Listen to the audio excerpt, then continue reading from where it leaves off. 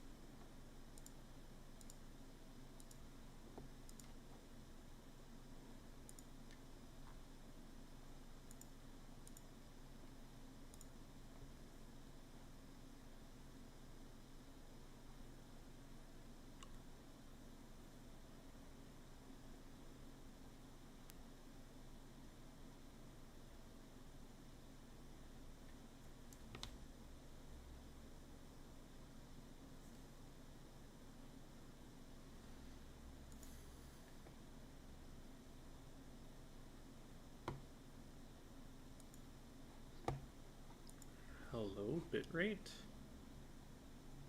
Why is the bitrate thing red? That's a spooky indicator. But it looks normal though. It's doing what the bitrate normally does. So why is it red? Did they just change it to red? It's not red anymore when I hit refresh. Because it's normal. Why was it red? That's weird. Okay, well. Here we are.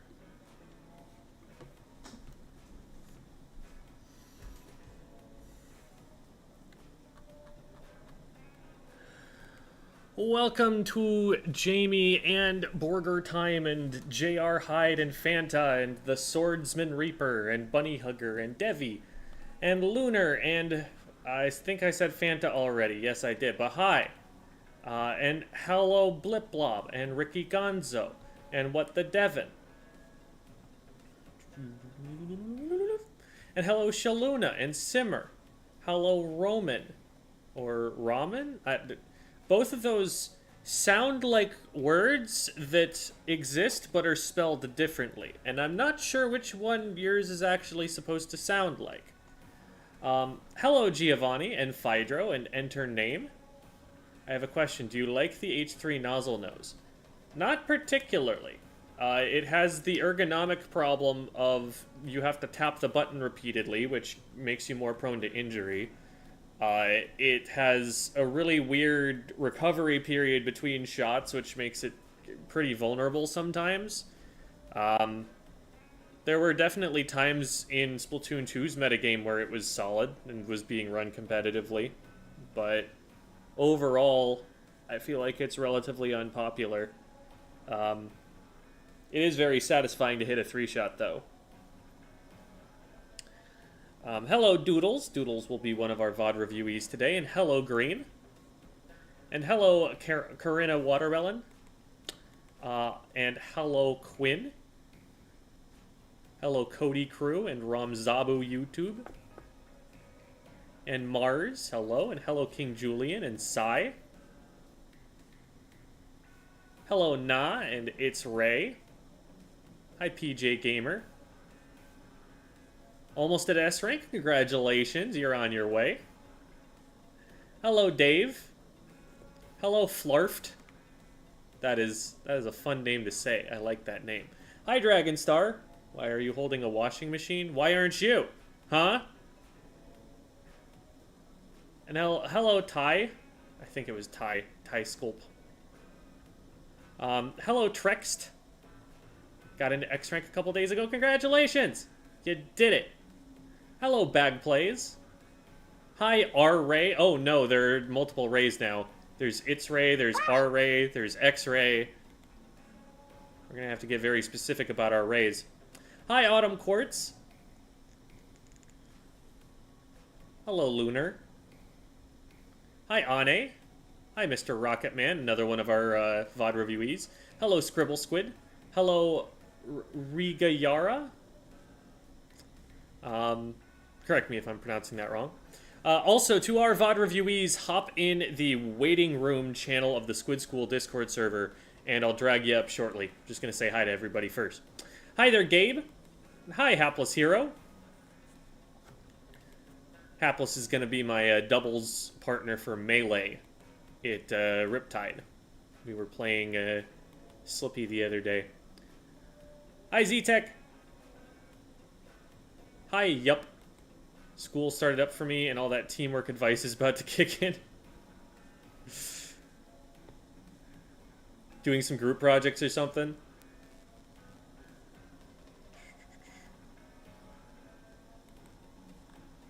Melee! Yep. Alrighty.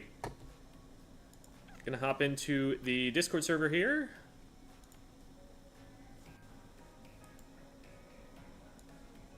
Yep. And okay. Oh. Vroom. And vroom. Alright, we've got 2 of the 3 here. We've got Doodles and we got Mr. Rocket Man. Okay, now I have the stream closed, so it's not going to be too overlapping. Awesome. Say something real quick. Hello, hello. Awesome. And then I've said something, so... Yeah, there we go. I wasn't looking at the audio at the time, so... Looks like we're in a pretty good mix. So, I will... Oh, and there's Ane as well. I will send you guys all the name of a pool and a password. I'm gonna need a bigger picture of a cat here. Ahoy. Hi there, Ane. I am gonna have to turn you down a little bit, and then we should be good. All right. I'm getting echo through someone here. Be me, because it's a little loud right now. Gotcha. Okay. It might help just to turn your like speaker volume down or whatever. Yeah. Or the microphone sensitivity as well. Yeah.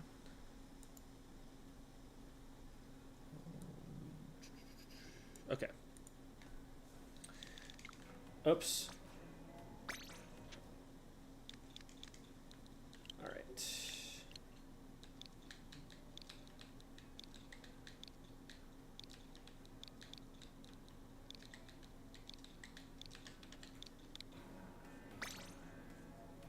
Okay, there's the pool. And I'm making the lobby right now.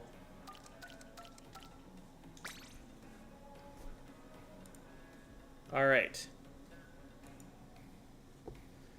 And now I am DMing you.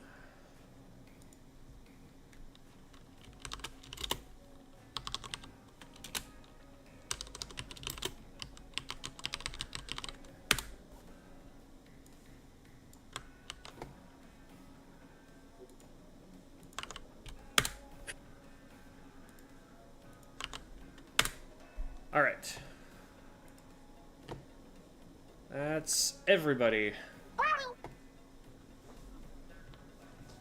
This is a picture of a cat and a dog, false advertisement. I don't know, I like to think of it as over-delivering, personally. Always over-promise and under-deliver. That's what they say. That's, not exactly it, I don't think, but, we're getting there. We're getting pretty close. Wait, is it the other way around? Over-promise and under-deliver would be not good.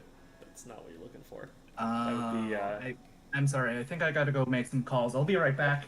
Okay, yeah. Yeah, you take care of that. Yeah, what we're looking for is over-promising and never delivering in the first place. Okay. That's where the real money's at. You can get into one of those situations, you can make a lot of money really quickly. You just have to watch out for the IRS. They tend not to like that. Can you resend the invite? Yes, resend it. Up Definitely. on the... Not send it for the first time. Ah, okay. But that's why. Like I said, overpromise and never deliver in the first place. I'm adhering to my own principles here. Okay. There we go. That should now be it.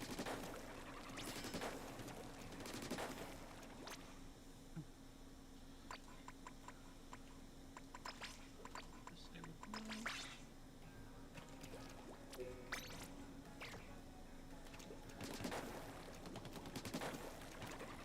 Oops.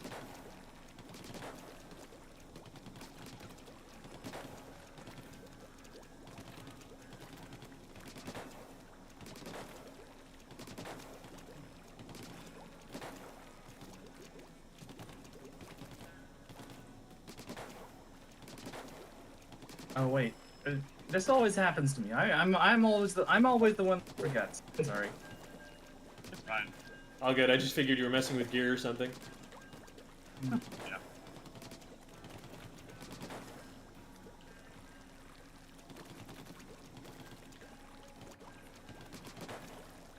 Alright, slowing down. That means we've got a game. Yay. It's Love that it works that unintentional way. feature.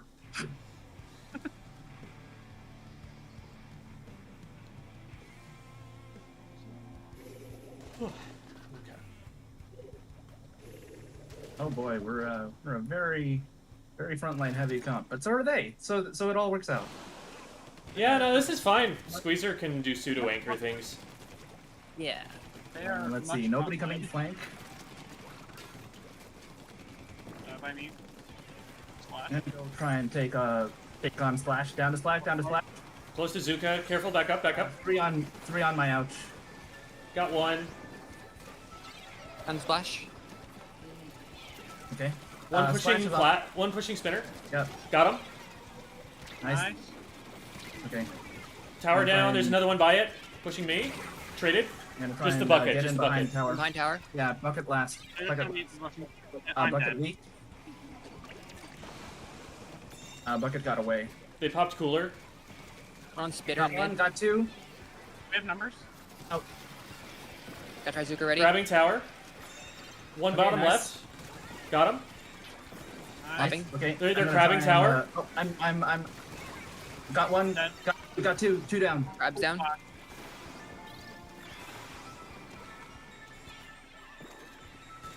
One near tower. I'm down to splash. Nice. Push One on spinner. spinner. Push spinner. Yep. Oh, sorry. On spinner. Jump into tower. Two spinner. Try slow weak. On tower. one On tower. Nice. Got tower. Got spinner. What? Top right. Top right. Ripping in. There's one on top right. Got him. Okay, Oh, nice. we're dead. Tower weak. Nice. Got another. Nice. Another approaching tower. Gonna pressure from. On right. On right. On tower. On tower. Bucket. Okay, gonna get in behind. Careful. We're two down. Okay, I'm gonna back up. I'm gonna back up. a little Nice. more. I'm with you, Rocket Man. Okay. Traded only Nouveau on flat. Okay. We can hold Gonna it here try on and- the right. Tag tower. Traded on plat. Okay. Two on plat.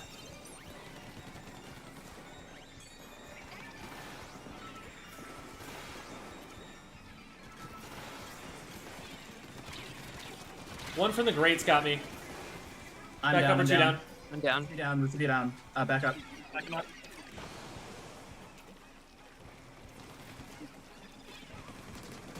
Tower down. Dead.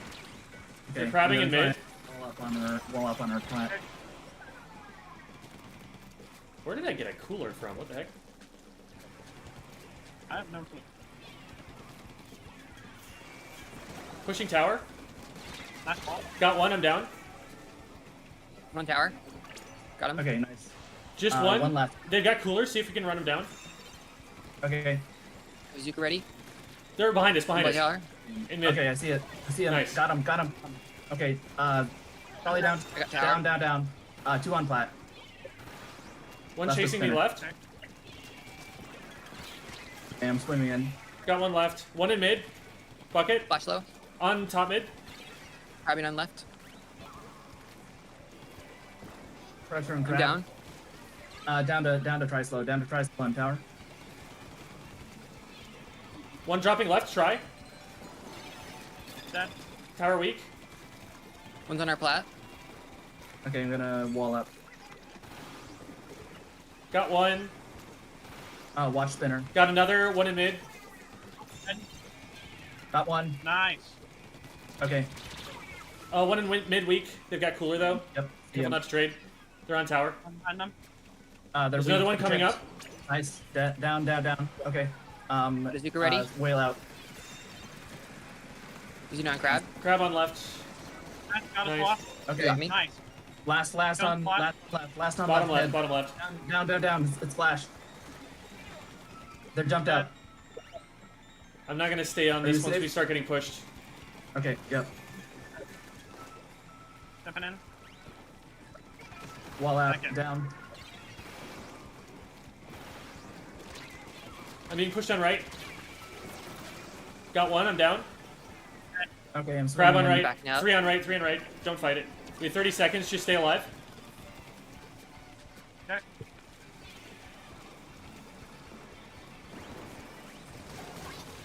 Traded. All right. Okay. Nice. Let's get ready to hold it I'm first down on- check. oh. Yep. Oh, down. Tower down. There's another one there. They're weak. Got him. Whale out. Got 3. There. Watch out behind. Crab. Well, it's not on tower, Nice. so we're good. Yeah. Yep. Nice.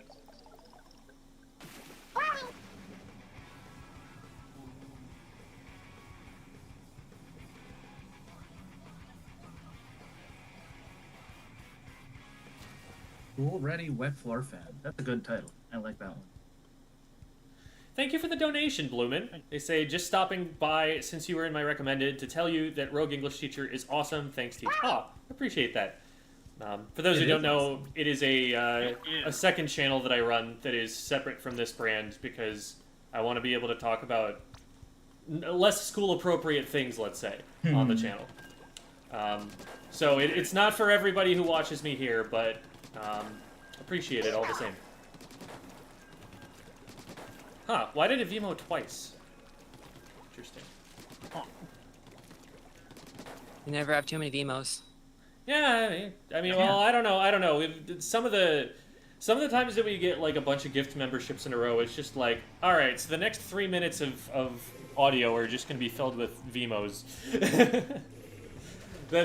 If I were to scale up to a certain size, cool. If I were to scale up to a certain size, I would definitely not want Squad that. Forges, huh? That's interesting. It's Milana and Ahmed, so these are competitive players. Like they're just being goofy. They're doing a funny. Got Good one. trade. Got one. 3 on right. All 3 on right. All 3 on right. Yep. I went down. 2 on plat. They're now pushing. They're pushing tower. You're last. I'm down. This is a bad idea. Do not jump as I have They're just gonna jumped, wall up on children.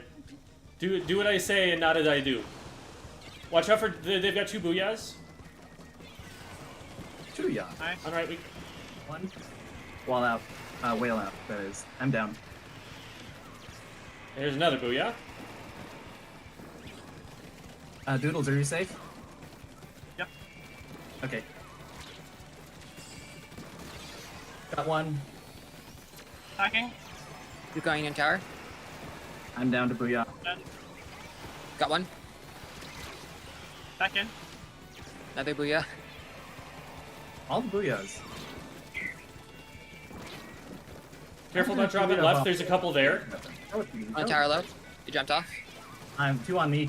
I'm down. They're Got one. moving up. They're moving up to plat. Mid. I'm gonna go in flame.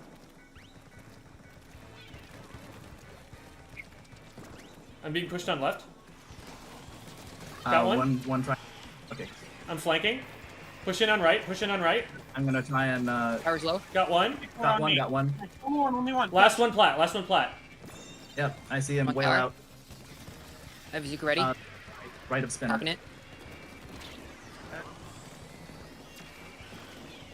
Good behind tower. Got one. Another one on me. Didn't get him. Okay. Good check. Got a trade. That's probably all we can get for now. I'm Just down, back I'm up. down. Yeah, dead I'm push, backing dead up. push. Oh, they got me.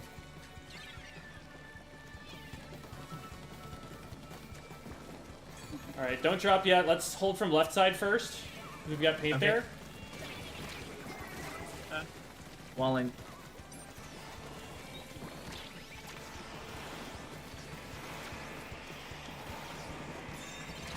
Nah, I'm down on left. Almost to Zuka. Yep, okay. Wall out. I'm down. My wall was too slow. They're booyang. Yep. Yeah, traded.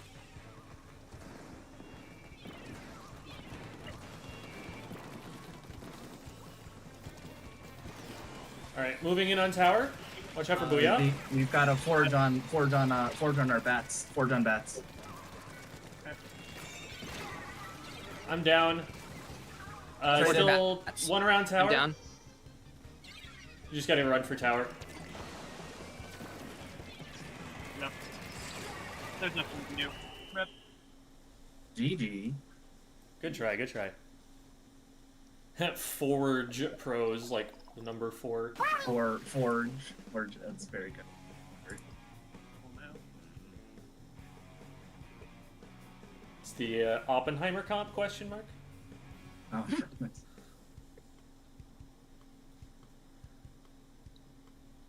I do like me some nuclear warhead humor. oh boy. I used to main V-Pro when I was new at the game. That had to change eventually.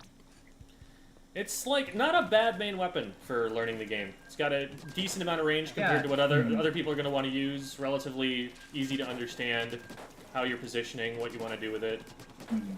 Just runs out of ink too fast. Yeah, that's the thing, and it doesn't really have a sub. So, like if in that stage of the game where like range means like a buffer zone and you don't really use your sub all that effectively, it's pretty good, but not that good outside of that. Apollo Eventually, you 939, realize what's your Squeezer's question? better.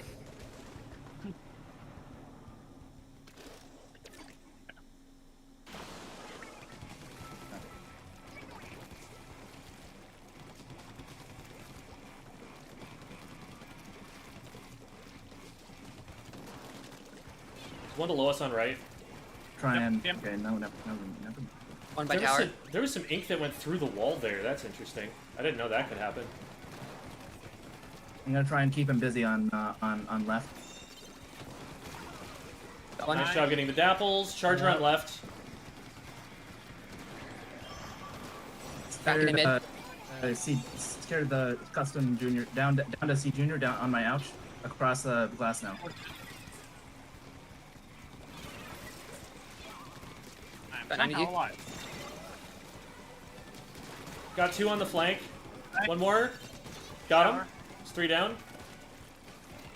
Someone else use tower. Oh, one on left. I'm down. Down to 96. Got him. Nice pick. Watch for on right where 96 was.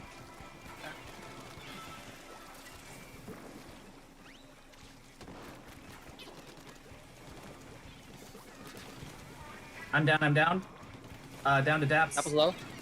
Nice trade. That's not a good jump. You're dead. No. Unless they don't see I was it? Oh, actually they don't aiming see for it. The other guy. Oh, what? Okay. Oh, never mind then. You might need to get out of there, though. No, I don't. Okay, nice. Got a pick. Ah! Crack in That's the mid. cracking. Uh-oh. Oh, dear. I'm gonna... Yeah, this is a good time to leave.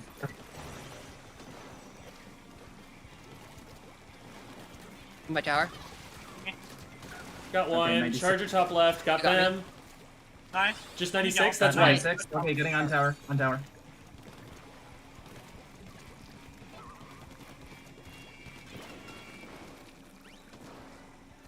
Okay, getting off tower now. Oh man, Devil's pushing tower. Whale I out. missed. They got me. On my out. And miss. Junior, there's steps. Yep. Careful, you're alone out there. Yep. I'm backing up. Yep.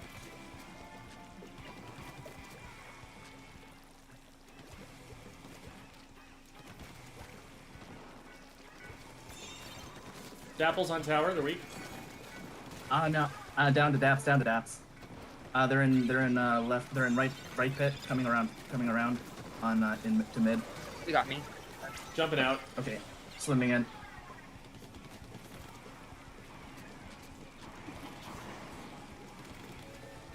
I'm gonna zook tower. Okay. Got one. Nice. Okay, pushing on that. I'm down. Cracking out.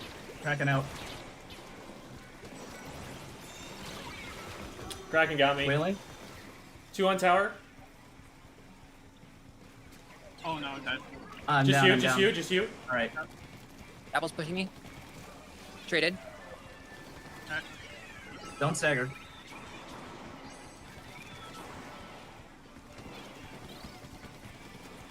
I'm gonna flank. Traded for. Tower's traded clear. for One right. on tower, one on tower, one on tower. Dapples. Nice. Got harder.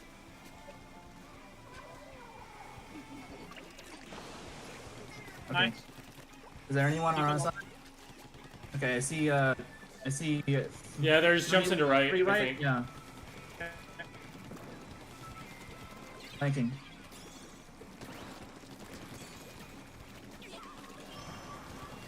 Charger. Kraken's up. Probably down. On our Down. plat. No. I'm down. Just Nice. gonna- Got 96. Credit. Junior. This way. I don't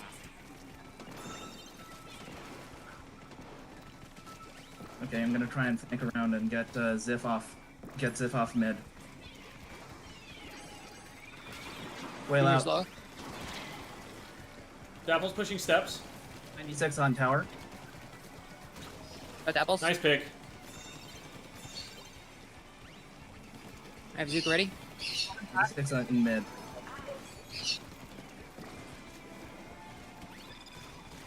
Got 96. Nice. Wait, Last one right, last one right. no, Behind, that's on our ledge, 96. behind us. Yeah. Dead. They got me. I'm down to daps. Oh no, you hate to see that. Oh. Why did you have to do that, Tacticooler? Yeah, how come that's how could Tacticooler do this? I thought I liked that special.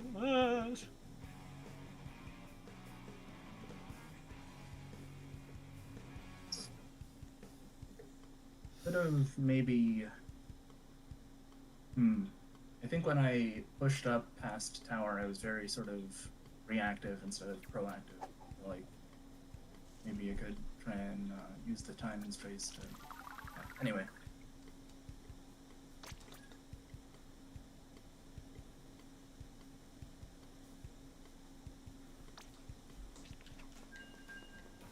Sometimes you stomp, sometimes you get stomped. That's how it is. Yeah, I'm sure there was more to look into on it, but it's all good.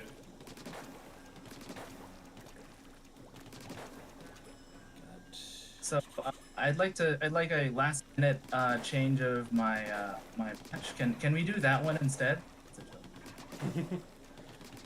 I mean, I'm not against it, but yeah, you're probably looking for something else.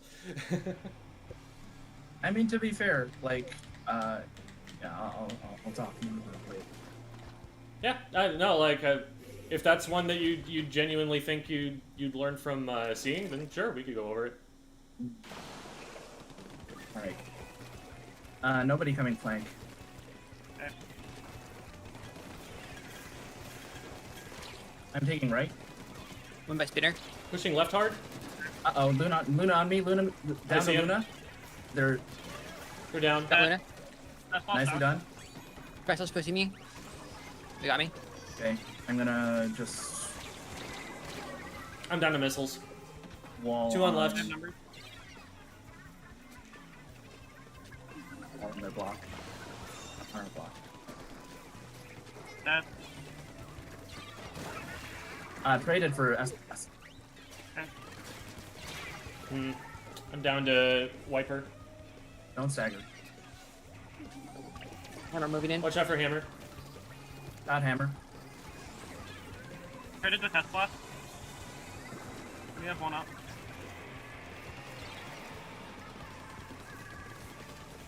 Tower. Wailing. Moving in on tower. Wailing on tower. Nice. Got one. Got. Oh Nicely no, done. they're still weak in there. Wiper. That's fine. Okay. Got one. Nice. Where? On me. Got him. Yep. Jumping in. Whale out. We've got one flanking. Behind us. Got Luna. Nice. Ah. Machine got me on plat. I should have hit those shots. Okay. They're coming right. 2 coming right. Oh, 3 on me. 3 on me. Got 1. Got 2. Good Traded. pinch. Nice job. That's one. Down to S-Blast. Bad Traded job. wiper. Not such a I bad- lived in. One behind. One behind. Okay. Nobody's on tower. Okay. Machine. I'm healing up. 2 blasters pushing me. I'm gonna do a flank. Actually. Got Luna. Okay. Nice. I'm grabbing tower. Okay, nice. Missiles on me. Like, Wailing. Luke ready.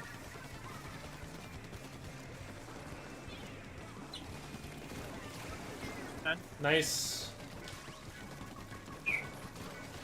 Got it. Got it. 1 pick. Nice. Prepping machine on me. Down to machine. Got S-Blast. Nice. Machine got me. We're If through we check have though. Watch out. Behind you. Behind you. Nice. 2 down. Machine. Getting on tower. Just, Careful. wiper. We have no one in front right now. Yep. Yep. Yeah, S-Blast. They got me. S blast down. Thanks. Nice. Getting on tower. 2 Down to above. machine. One on tower. Back out. Back out. Wait. No. Never. Don't back out. Okay. Jumping. Dead. Test blast on the spinner. 2 on me. Down to traded for blast. Nice. Luna behind Got tower. one. Nice pick. Behind us. Got machine. Wiper weak. Nice. 2, both in front of us. Both in front of us. Get tower and go. Tower. Looping. Got one. Good work. Whale out. Behind pillow. Okay. Ah. I'm just gonna paint out in front of tower. Booyah. Good Nice. game. Play. Nice.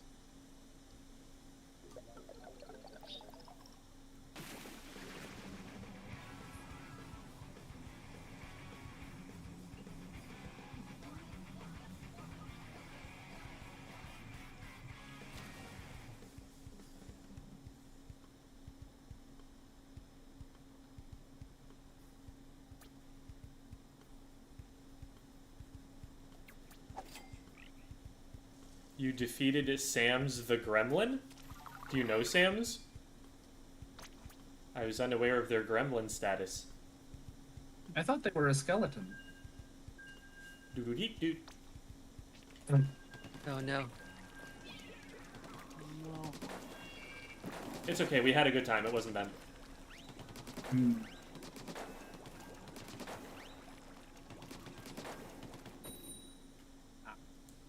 The game really does lag when the game's about to start. Lord. Jem, are you a cat? No. I mean, maybe the roles of Jem and Romeo are reversed. You never know. I do have a cat, but that's how you know I'm not a cat, because I don't look like the cat. Hmm. Are you sure you're not a cat? I'm pretty confident. Like, it's one of those things that, you know, Oh wait. you two can never women be in the same totally place. sure, but, like, I'm more sure about this than I am about most things. Most things that are cats, you know? Uh-oh. I'm down. Get in mid. Nice. Nice pick. Dead. I'm gonna flank. 2 on left. They got me. Watch Again. right. Fast. Oh yeah, we're Okay. pretty deep in Oh, there. no, down. We don't have tower yet. Oh yeah. Back up, back up, back up. I'm Back alive. up, Wow, back up. that's impressive. Good luck on that jump. I cannot save it. I'm You got me. not alive. I'm the opposite of alive. You're two down. Nice. I'm swimming. Oh, swimming I'm in. dead. Okay. Well, Try and help jump. they caught me eventually. Let's regroup here. One's pushing That our one. right. Watch out for Inkjet. Jet. Okay. Inkjet got me. Inkjet jump is top right. I'm going for it. One. Traded for one. Traded for one. What? All Oh, that wasn't the Inkjet. Shoot. All by tower. Oh, I'm dead. Okay, don't stagger. Don't stagger. Close to Zuka. Zuking tower. Tetris. Nice. Got jet. Yeah, that's 2. Nice. Only throw, Push only up. throw. Get this rapid. Get this Bail rapid.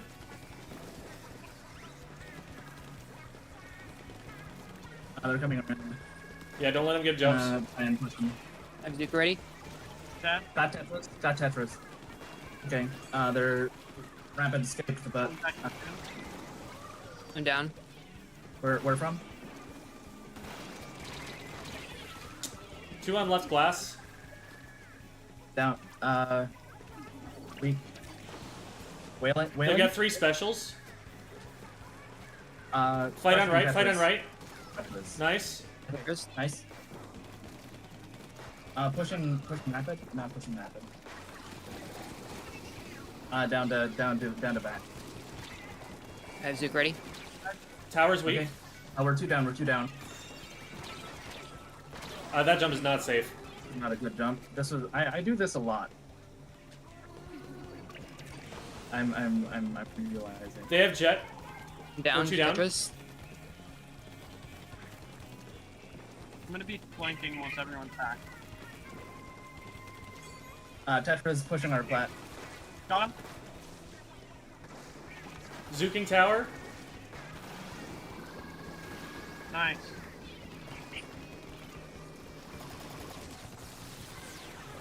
Down to junior. Down to junior. On tower. Nice. Tower. Tower. Focus tower. There's 2 behind it. Oh lord. Tower. Tower's low. Tower. GG. GG.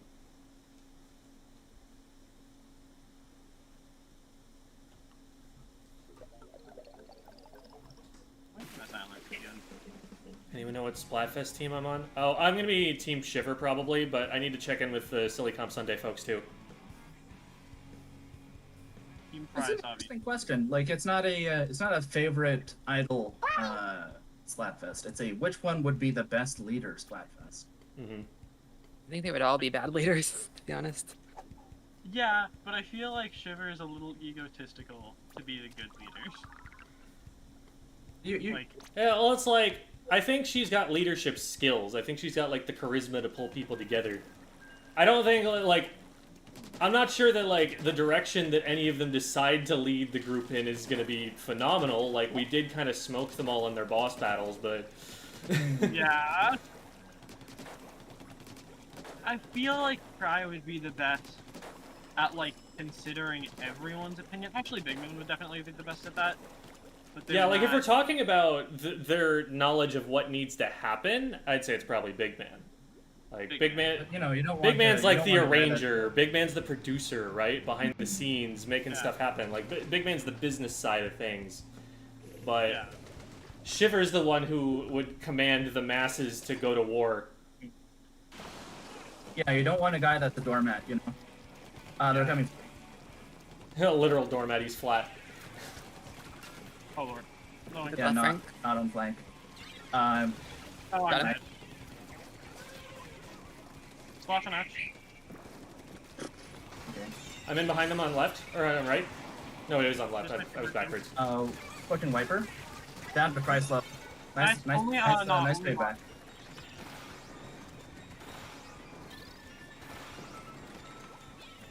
have Zuka ready. Just the one over there. Nice. Got 2. Just Nice. slash. Nice pick, nice picks. Push in. Whale. One is One. up. 3 more. Dead. I'll be back soon. Down to try stuff. They're on I path. try. Back in. Zuka ready. Wiper down. Got Wiper. Trade. Okay, I'm gonna go and take this area. Forgot what it's called. Nice. Nicely done, guys. Nice. Nice. I'd love to see it. That area's called. Oh no. Okay.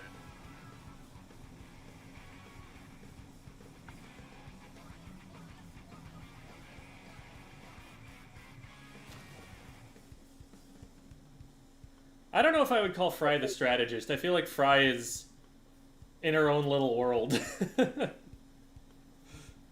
Yeah. The vibe that I get is that Fry would she would get really into it for like 2 weeks, and then catch her interest. And then she'd be bored. Yeah. I speak from experience as somebody with ADHD, so there's. So we're diagnosing Fry. Is that what's happening here? Oh no! Oh no! Oh, never mind. Backing up. Just. I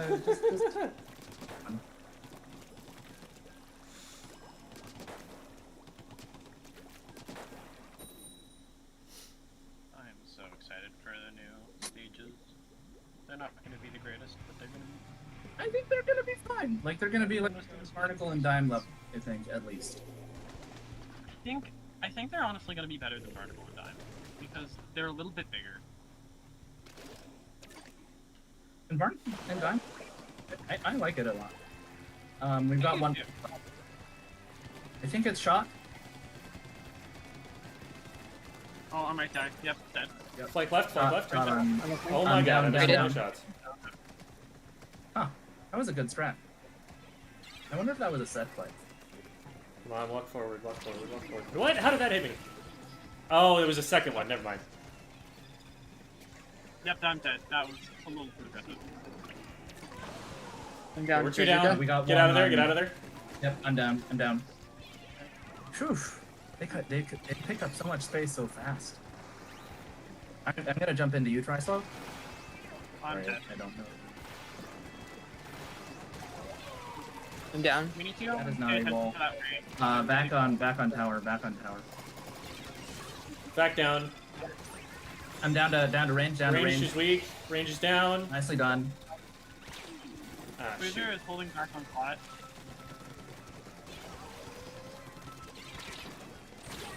Mm. Taking spinner. Shot is tower on rider's spinner. weak. Got squeezer. Got squeezer. Still one left. Shot. Maybe Range on on spinner. left of our plat. Got it. There you go, we got Left of shot. our plat. Got range. Pushing Jet. Okay, they're coming flank again. I think it's Jet coming flank. Yeah. Jet is left, far left. They jumped. Got him. Oh no, I got someone else. That was the Have Zuka Squeezer. ready. Let's get on Jet our here? get on their What plat. happened? They're 3 down. They're Anyway. 3 down. Move. Yep. Whale out. Jet's top right. Got him. Got one. One is right. Range on me. Range on me. Shot.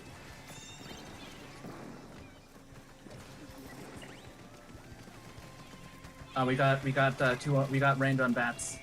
I'm backing up. Nobody in front of Range tower. on me. Okay, backing out. Whale out. Dead.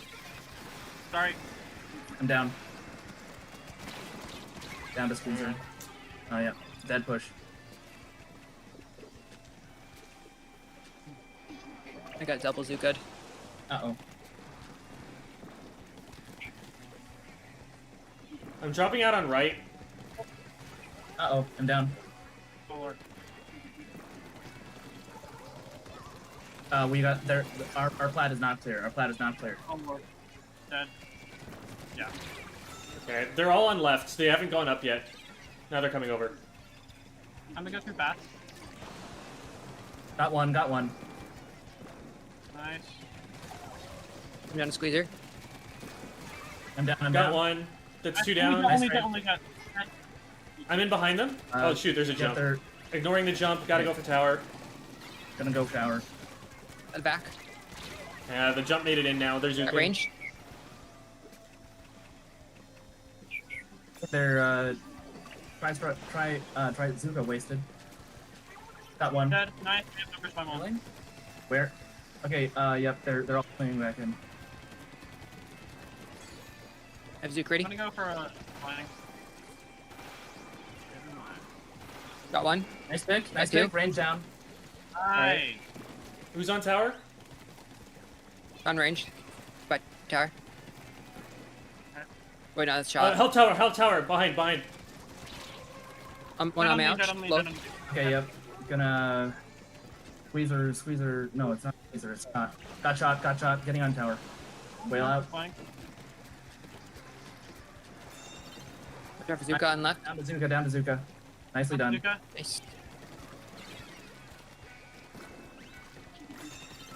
I was wondering why Zuka was taking the time. On tower. Oh. Got one. Start. Got one. That's gonna be a big shot. Nice. Got me.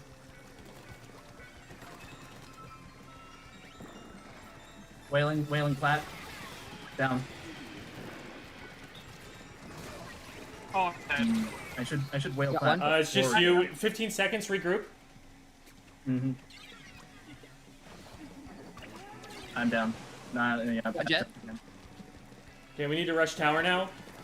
I'm going in from right. Yeah, we Got tower. One got me right. They're zuking. Bazooka. Tower. dead. Rip. Unfortunate. Done. Close game though. Good game. It was fun. It was hard. So,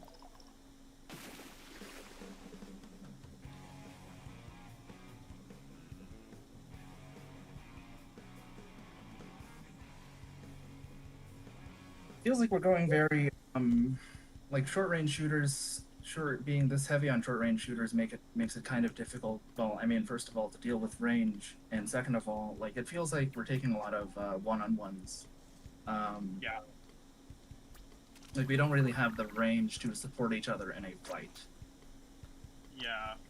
I don't think it's necessary to have range to support each other in a fight. We just need to take the fights that are close Yeah. to each other. That's fair. It's Well, I guess what I mean is like range is useful, especially when you know it's a bit of built-in positioning kind of. yeah. We're also able to push up a lot faster because we have this comp, though. That's an advantage That's of true. it. Mhm. The thing is that like I feel like we don't really have any placements, which is making it hard. for Yeah, us we've to got go. 2 walls. I could go. What? I could go tent attack. That is T-tech, not tent. Tent is another Yeah, thing. that is a different Yeah. phrase. That is an entirely different weapon. Are we gonna go lessons actually, or? I think We'll have just, one more game first. We always go to the top of Okay. the hour. Sounds good. I think just having that one T-tech will make it so that we can maintain our speed while also being able to go and cheese tower a little. So, like,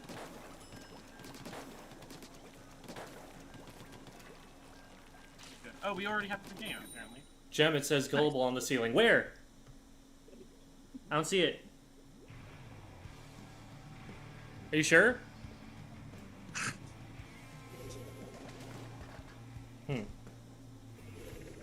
maybe it disappeared. Yeah, the ghosts might do be that the sometimes. They do that. Let's see. Nobody going flank.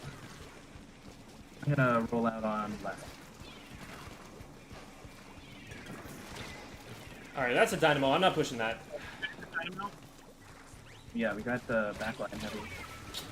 And I ran right into the tri-slosher. They're coming into mid. Uh-oh. Yeah, try slow pushing up. I'm back. Probably now. up.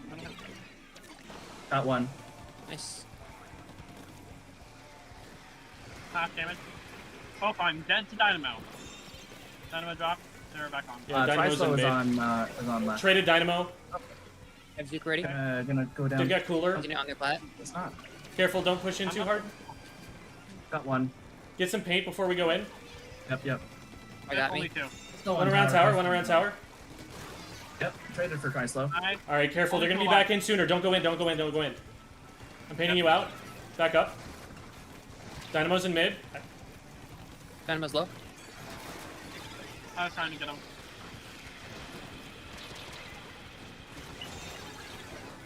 Okay. Go try.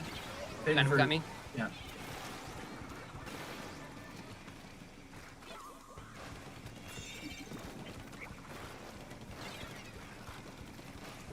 I'm still holding left. If the Dynamo gets in here, I might be in trouble. I'm behind the tower now. Nice. Got one.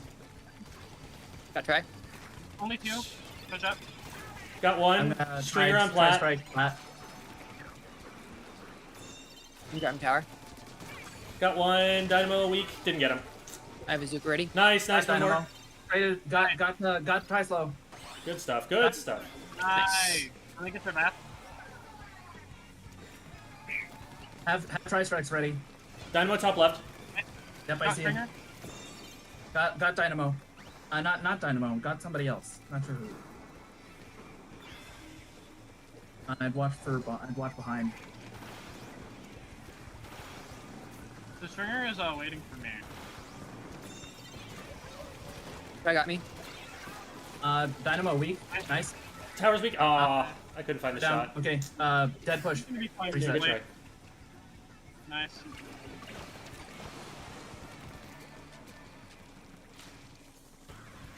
There's 3 on tower. One by spinner. Traded. Dynamo Not on spinner. worth. Careful. Don't go in too hard. Nice. Nice. Nice. Got Now Dynamo. just get some Backing up. paint. Wait out the cooler. Okay. Try slow. Got one. Dynamo down. on out.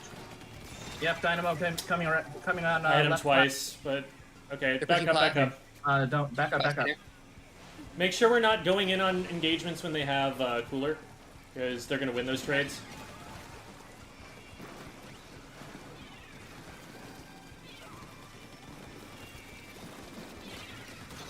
Got try. Nice. Dead.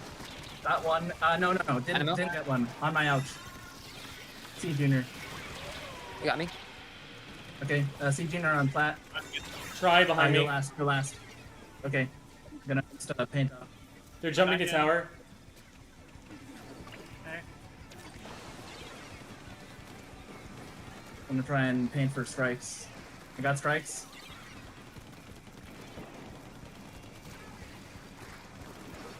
I'm down to Dynamo behind, got me. behind, Dynamo behind. I was trying to get the tower. It was too hard. Okay, no worries. We got all the time in the world. Bombing tower. Got one. I don't know how I got that straight. Right. Only Stringer push up. Bow- Stringers, go on, plant, go on on, spinner, on spinner, spinner, go on on, spinner. spinner. They're right. They're jumping to spinner. Yep.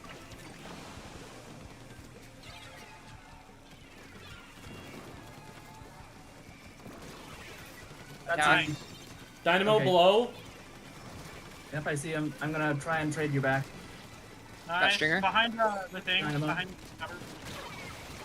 Nice. I'm down to Still Dynamo. Dynamo left. They're behind. They're behind the wall. Get paint, Yeah, get paint, get not- paint. Ready with Dynamo. We can't Okay. fight that without paint.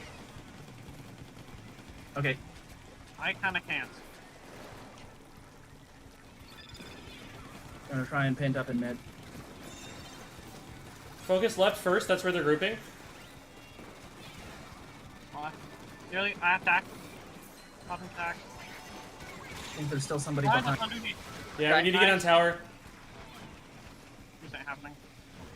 I'm down. GG's. Well, Yeah, GG's, two yeah. two wipes two unfortunately timed wipes in a row. That is yeah. Sometimes that's how it is.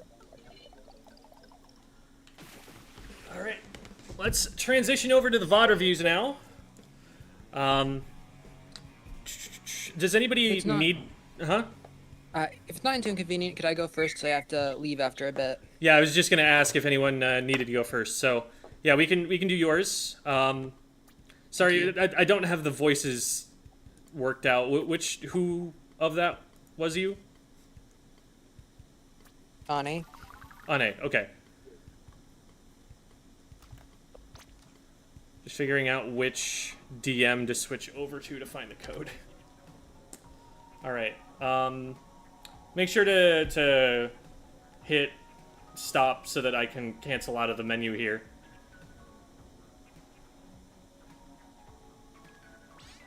There we go. So we got a replay code here to start with.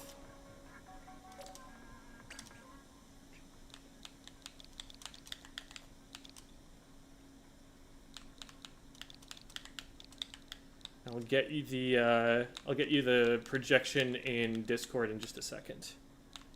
Just gonna put the code in first.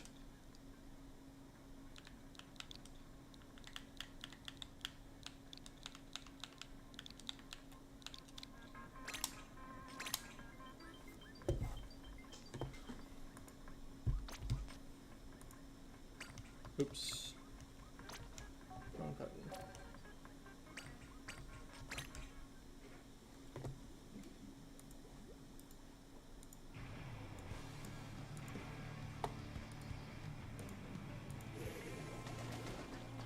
Oh, nope, that's not it.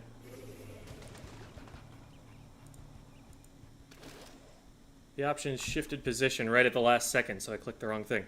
Here we are. Are you able to see? Yep. All right, awesome.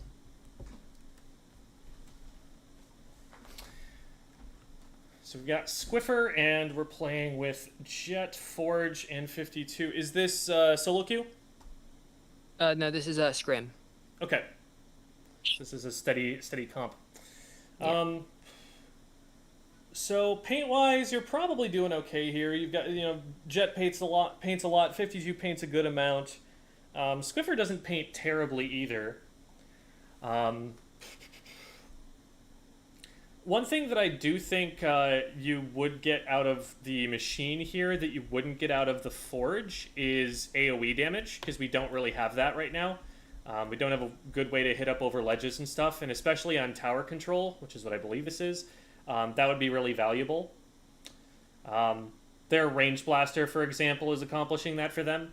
So that's something that I would say of the comp, and you'd still get your Booyah Bomb from the machine for having that, and I mean they're both not super ink efficient, so it's not like even the biggest problem with the Forge isn't shared by that one. So, or the other, you know what I mean. So that's the one thing I'd probably say about the comp. But you do have you've got only one bomb. They've got a few, so that's also something to consider maybe. Just number of lethal bombs. But let's see how this goes. We've got the vac and the bubble, so it looks like we're trying to play really defensively around the tower once we've got control of it. So we're probably going to kind of sit back, wait for them to feed into us, and try and get picks that way. And then just be able to hold on tower with a combination of big bubblers and ink vacs, and trying to get the 52 up into their bats to hold ground there for a while. That looks like the game plan. They are going to be faster than you here because they have the Tacticooler, so you've got to be careful not to over push when you get an advantage, because you're basically fighting a 4v6 when the enemy team has Tacticooler up, because they're going to get the first two players who are splatted into the fight before it's over. So we're going to have to play really disciplined here. I don't like dropping to low ground right away. I think this gives you very few things you can actually shoot at.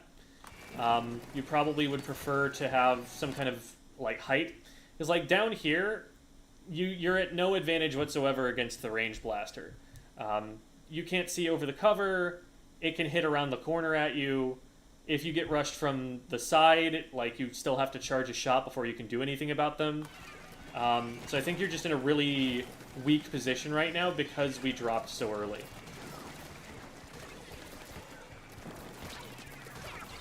Okay, we do get the tap shots on the range. From this position, with the person being there on the left, where your teammate is ouching, one of the things that you should expect is that since your teammate went down over there, they'll want to run onto plat to come after you. They'll want to go through cut. So, like, showing with your laser that you're looking at the tower and not having that player in your camera is kind of an invitation for them to push you here.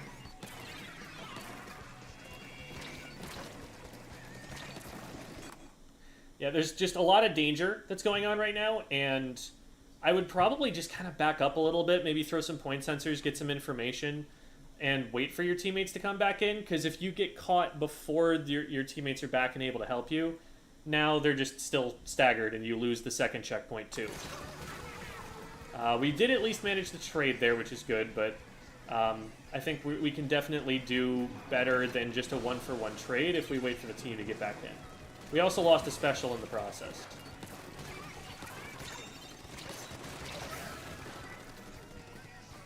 So they kind of abandoned the tower, which was a big mistake on their part. But if they leave one player on the tower and then push you guys like that, they're already through the checkpoint. So what you might have wanted to do there was actually, like, assuming someone stays on the tower, which is what absolutely should have happened, we would have wanted to, like, maybe drop off to the left while they pushed bats to force someone else to come down onto plat and deal with you, where they're less of a problem. And that way you're stopping the tower from going through that checkpoint. In this case, I mean, I guess fighting them over here is probably the best way to go about it. Getting a trade out of it, you know, it works. But also they do have cooler, so they're going to be back sooner than you guys are. You basically never want to get that close to this ledge when there's someone underneath it. Even if it's just like a shooter or something, it's too easy for them to see you swimming up to it. And when they do have AoE like this range blaster, you can just kind of get directed over the ledge here. So you want to take it a little bit slower and get that point sensor over first, then approach the ledge.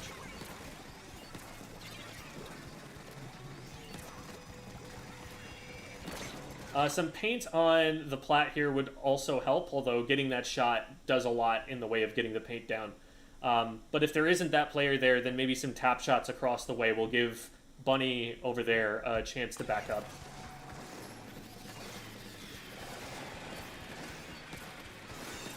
Yeah, I like the idea of maybe going for the inkjet here from the air. It looks like we're having a lot of trouble figuring out where to aim. But it's definitely something your weapon can do pretty well from that position. You just want to make sure that it's not aiming at you.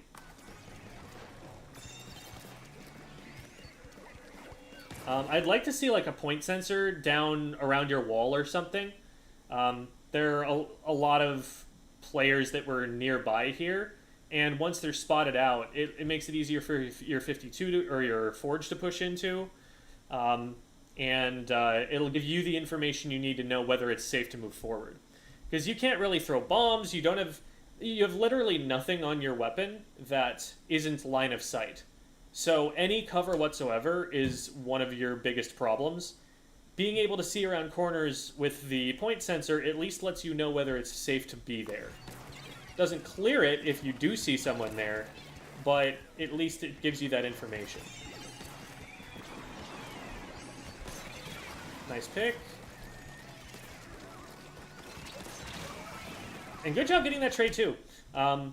You're managing in a lot of positions that you're managing to get these trades in a lot of bad situations.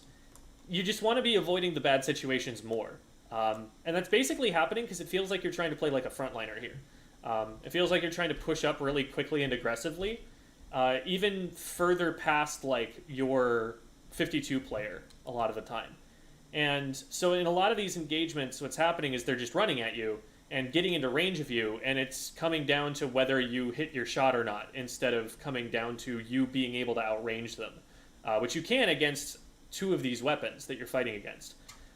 We haven't really seen you using your range against any of them. The engagements have always been pretty up close and personal. You've been putting yourself in positions where you don't have those open sight lines against people who are trying to rush.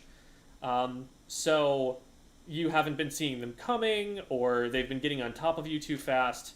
So it's like good for you for being able to trade these, but also this could be a lot less of a scramble. It could be a lot more controlled if you just sit back a little bit further, get some paint down on the ground and get some information before you move up, and then move up into a position you know you're not going to get pushed in.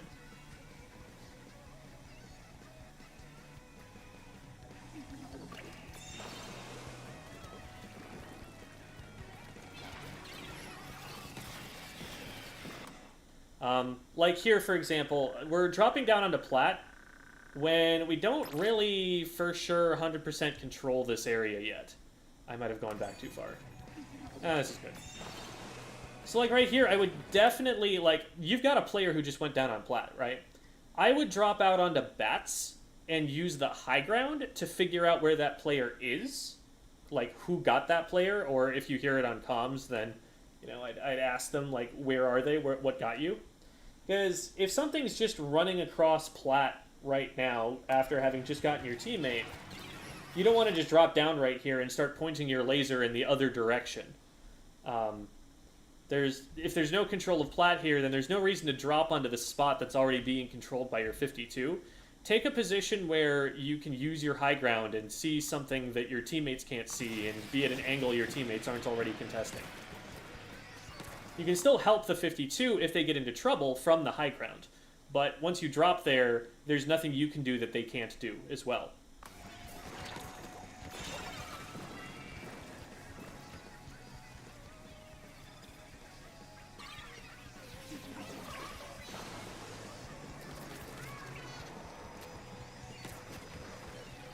This drop is pretty dangerous, especially firing the shot over onto bats. I can all but guarantee that there are players who know where you are on the enemy team right now, and you've only just figured out where they are. If there were two of them rushing you, you would be stuck there.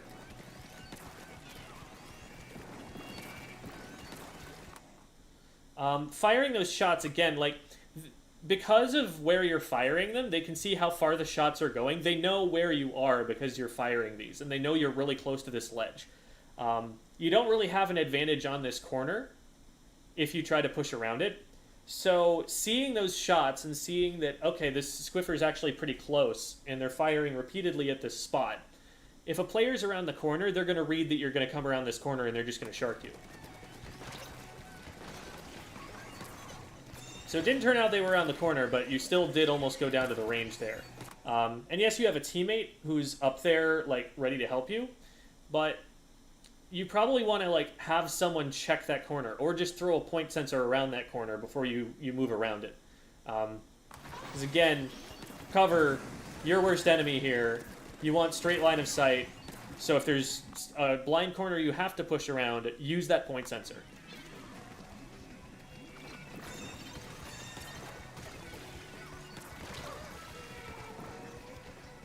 That's another, I guess it's the range blaster. It's like, if you're going to be in the range blaster's range, then it's whether you hit your shot or they hit their direct. That's kind of what it boils down to. I probably don't push there to begin with at that point. We don't have an advantage. The entire, like, center area is blue. We want to follow the objective line here. We don't want to take shortcuts when we don't have the advantage to be able to sneak into mid and cut people off that way. We're going a little bit too fast, and we're just kind of running into the enemy players that are respawning.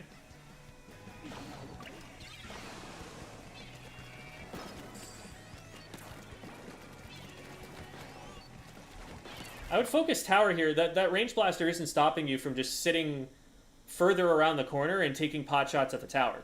You can see that the only part of the tower that's painted is the corner that's facing you. You have an easy shot on the tower here, and you could have stopped it a little bit ago, but we're really over-focused on the range blaster. There, we do get them. They almost get a special off in time, though, and if they had done that, that would have been a problem. We also are kind of just standing on our teammates' toes right now. Like, we back up and we're on top of one or even two other players.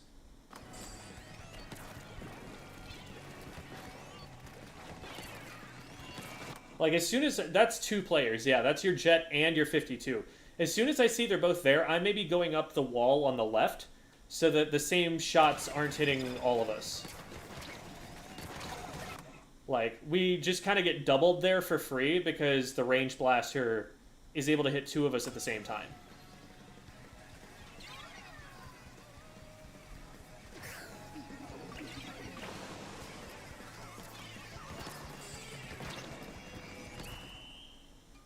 Okay. So the biggest thing that I would say to work on is positioning. You're taking a lot of positions that are unsafe, that like give people blind corners, that are right on top of your teammates, or you're giving away information before you push into dangerous positions. And there's not a lot of checking corners with point sensors, which is something that you really want to be doing since that's kind of your only AoE option that lets you do anything around those corners. It doesn't mean that you'll be able to push forward any easier, but it does mean that you will at least be protecting yourself when you go for stuff. Whenever you have a short-ranged weapon, like, and you end up in a fight where they're in range to hit you, you're positioning poorly to let that happen. Because you always want to be able to use your range to beat them, instead of them being able to just get on top of you before you start charging the weapon. And then another thing to work on with the team would be recognition of disadvantages. When you're down a certain number of players, people are kind of just continuing to run in, and I think it's a little bit of like nerves, probably. That's kind of what I'm seeing. So part of it is going to be just, you know, regulating your physiological state when you're in the middle of the game. But telling everyone, okay, slow down, calm down, paint, get around the corner, like, let's move along the objective line. We're dropping over ledges a lot, and we're pushing into enemy ink really prematurely. We would really like to have the shooters up front getting paint down before we start to move up and be covering the shooters as they move up. We don't want to, like, frontline squiffer here as often as we're doing. We want to be looking for opportunistic chances to get picks. We want to be waiting for someone to be looking at somebody else and then shoot them, instead of going up to an opponent, having them shoot at you, and shooting back at them. So those are the big things that I would say. Do you have any questions for me, Ade? I can't think of any. All right.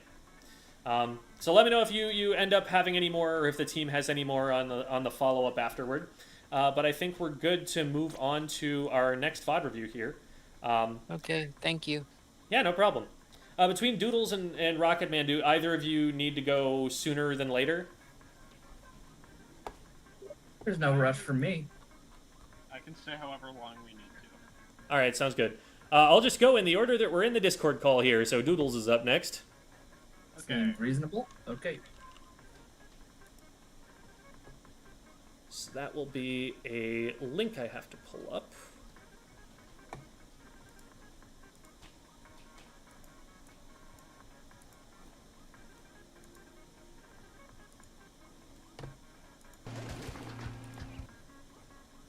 Okay. So let's full screen that. And then we enter the void. The dark hole. We populate the void with the chat. And then we populate the void with the video. Which is entirely too large. So we shrink the video to fit the void in a more comfy fashion. Okay. I'm gonna go get a drink of water really quick, and then we'll get started.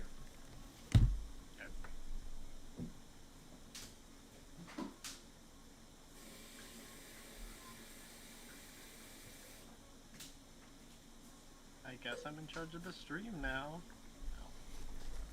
Okay. So we're looking at Doodles here. Doodles, is this solo queue? It is solo queue. All right.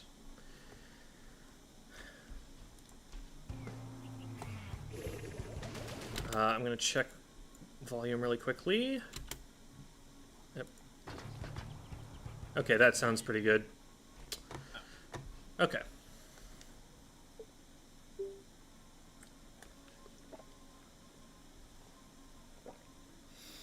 Golden Pair, this is a show that we do every Tuesday called Squid School, where I have several players, in this case 3 of them, who we start off by playing Anarchy Open with them, and then we do VOD reviews for each of them. So we look at their gameplay and give tips on how to improve from there. Sometimes it's with a steady team. In this case, it's just a solo queue match. The last one was actually with a steady team. So, looking at comps, you guys have a much shorter ranged comp. The Forge and the Bloblobber can potentially give you trouble because they have range. So, being able to sneak up on those and rush them down will be valuable. Or being able to take angles that they can't see and fight their teammates in positions that they're not able to push into and help with will also be helpful. So those are things to be looking for. And those are things you as a tri-slosher are probably looking for anyway. But also bear in mind that your entire team is probably looking for those kinds of things. So one other thing to keep in mind is none of these weapons are necessarily going to gravitate toward taking the tower. Like, except for maybe the T-Tech, just about all of these are going to be playing more on the aggressive side. So if nobody ends up taking the tower and everyone's running forward and trying to fight, it might be up to you to be the adult in the room and be like, now children, remember the way you win the game is by picking up the Rainmaker, not riding the tower. So the way we win the game is by moving the golden fish. We haven't taken the fish yet, children, and sometimes you have to be the one who grabs it yourself. If you've got a tactical route, it's absolutely a good time to do it, because you're the player who's most likely to get the tactical or buff in the first place. At the very least, you generally want to be getting that tactical route anytime you are pushing, so that you can use the extra movement speed to get points faster, and also move up into aggressive positions faster. But it's also valuable for taking the initial opening fight. So generally, if you don't have the tacticooler anytime soon, it's maybe a good idea for you to pick up. But if you do have it, or it's pretty close, or you're in a good aggressive position, then maybe you expect your teammates to take it instead.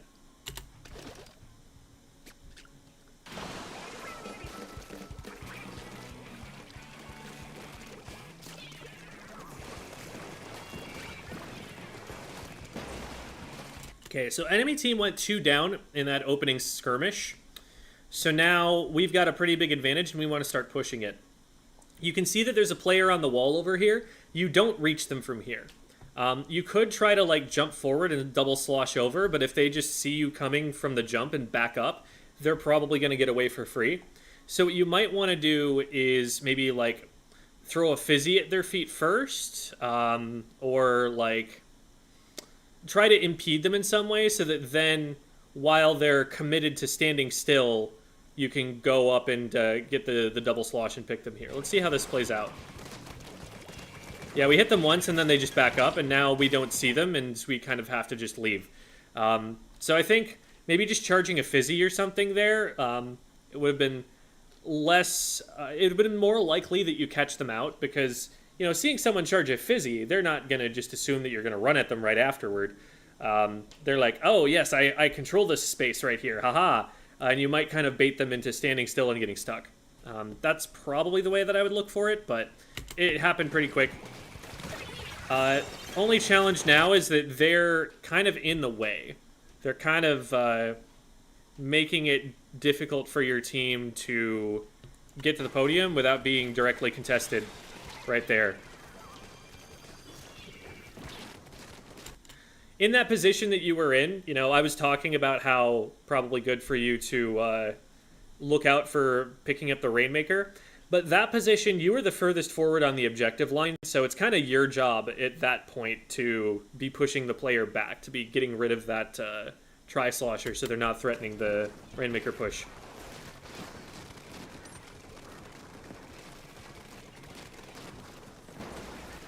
So we're just fighting for this pop. We finally get it. Someone actually goes down to it, I think.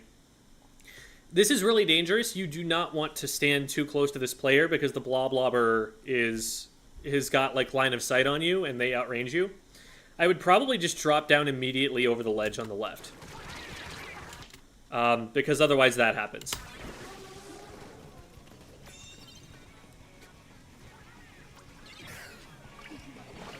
That jump would have been pretty unsafe if you had gone for it, so I'm glad you didn't. Or maybe just didn't get the opportunity to. The enemy team has the advantage there. They've already gotten a couple of picks, and the two players who are up right now, they're actually in play. Like, they've had time to respawn and get back into the game, so you know that they would have been there on your jump in all likelihood. Also, definitely be checking your map here. You can't see anything right now from where you're at, and you're also not threatened by anything. So the only information that you're going to be getting about the state of the game at all is going to come from a map check right here.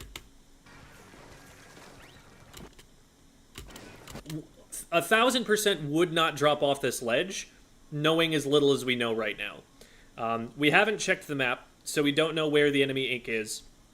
We don't know, where the players who are shooting at this Rainmaker explosion are. You're also dropping onto orange ink. So this is, dropping off a ledge onto enemy ink. I had a short about that a while back. I think that was an S2 short. Maybe I need to remake that for Splatoon 3, or kind of retool the lesson. Have you seen that? Maybe. So the lesson goes like this. It's a game of what happens next. I show a clip, and I go, this player is about to drop off a ledge into enemy ink. What do you think is going to happen? They drop off the ledge, they get splatted. This player is about to drop off a ledge into enemy ink. What do you think is going to happen? They drop off the ledge, they get splatted. This happens about 7 times, that's the video. It's very, very reliable that when someone drops off a ledge into enemy ink, they get splatted within 5 seconds of doing so. And I expect that that might happen here if they're watching you. Yep, there you go. It's too obvious visually. It puts you in a position where you don't have a lot of places to move, and even if you create places for you to move by painting it, those are very visible too. It's easy for the opponents to see where you can run away from.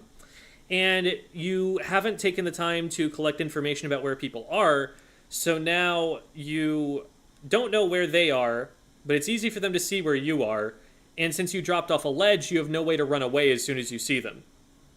So, just very, very disadvantageous position, and we run into it and fall prey to that very common pattern. Feel free to use that for a sequel. Feel free to use that clip as a sequel video. Yeah, no worries. I will consider it for sure.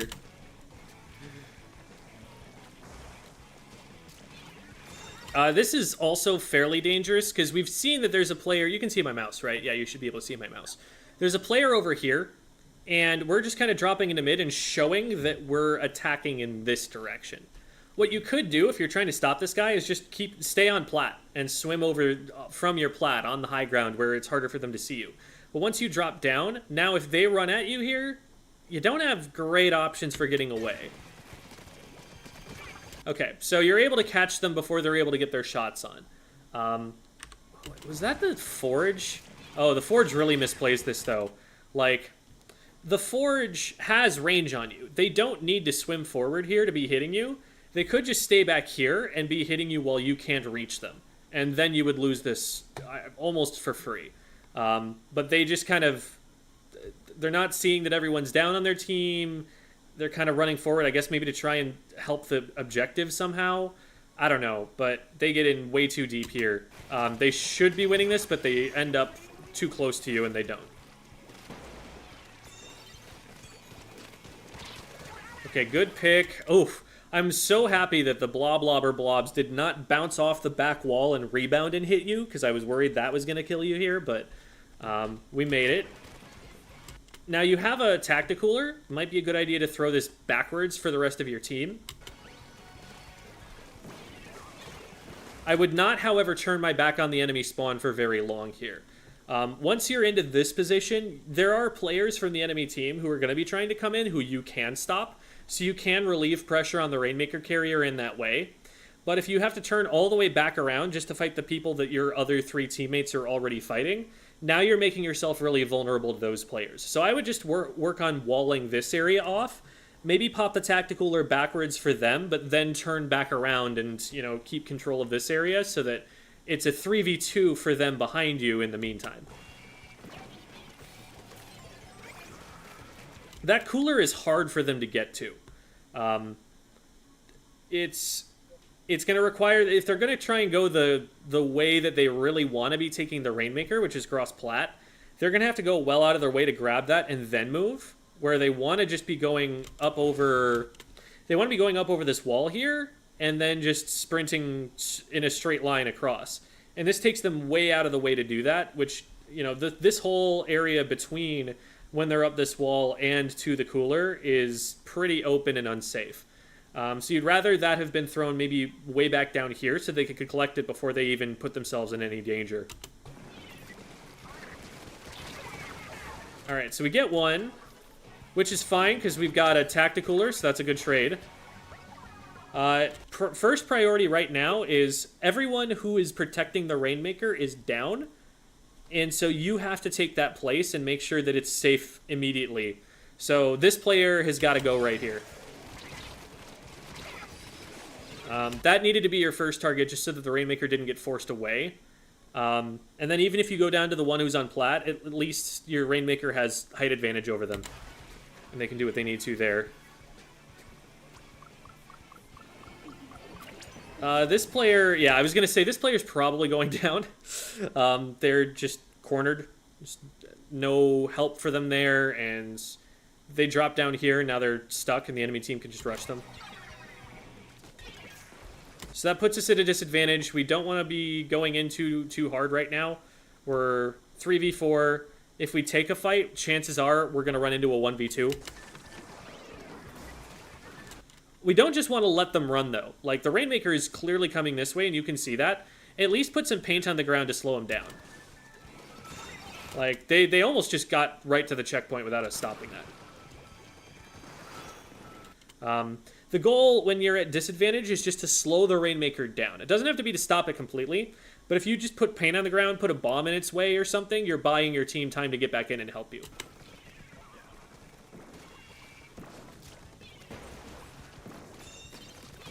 Nice pick. Yeah, it's like, the player up there really should have seen that you were there and kind of backed off and gotten away from that. But you didn't see him move. So, I mean, yeah, we take those. We punish those. Good stuff. Woo, okay. So we do actually see the Booyah Bomb up there, and we are also hearing the sounds of it charging. That should be an alarm bell that's like, get your head up and see where it is that they're coming from. We're looking down pretty significantly at the ground. That's a little bit worrying, especially because our teammate over here is like looking up and behind us. So there's definitely stuff above. We're not really able to see what's going on bats. We're not able to see what's going on past the shell here. So I think for all of these reasons, we want to get the camera up a little bit higher to keep ourselves safe so that this isn't just right in front of us and it's too late to run away.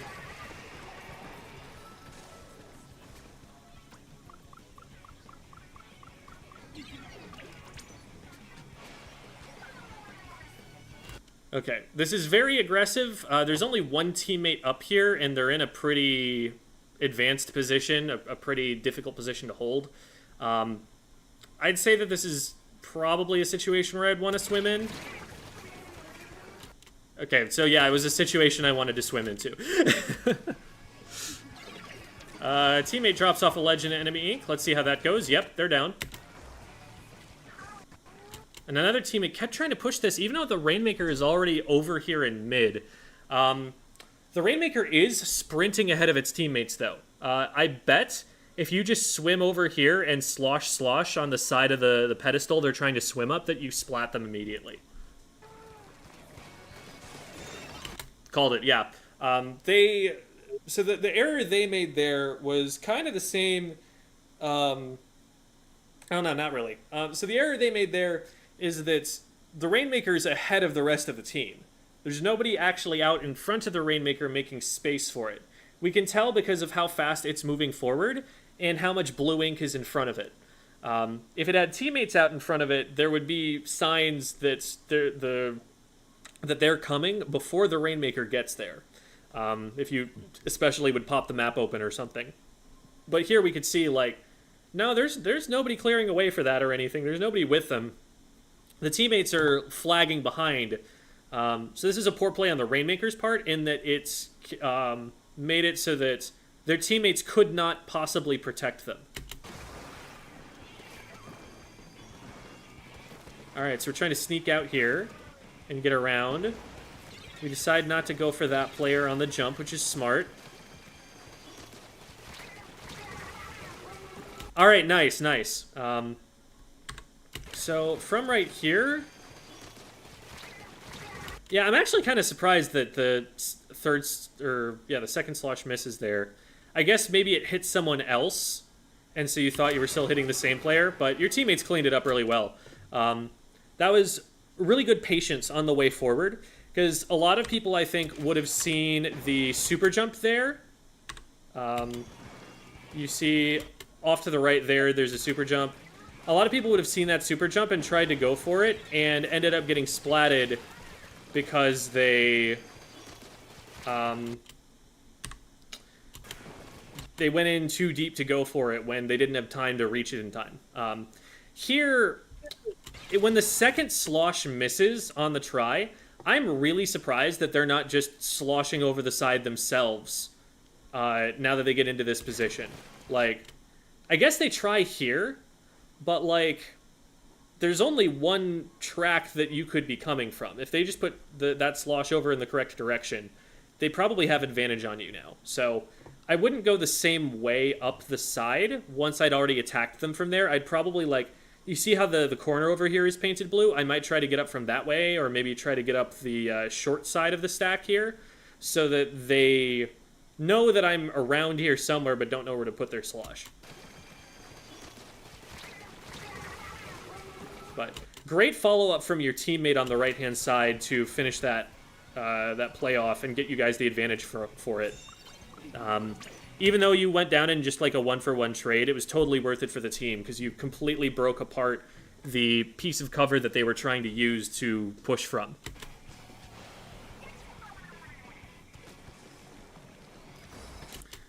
With all three of your teammates on the left, I would definitely go right.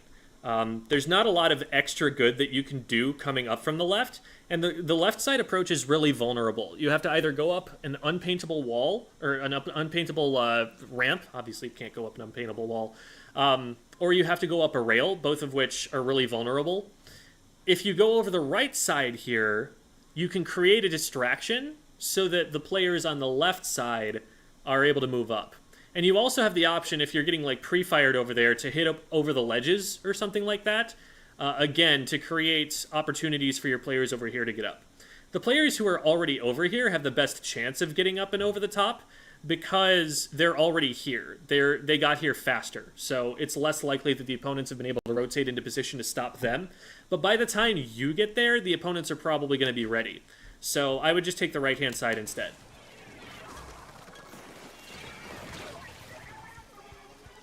So there was a bomb on the wall there that we just didn't notice. Another thing about that is just that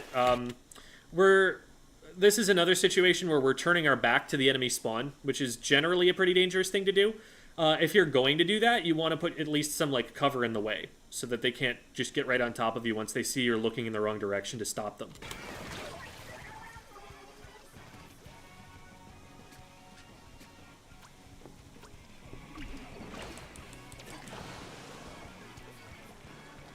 They've got a cooler out now.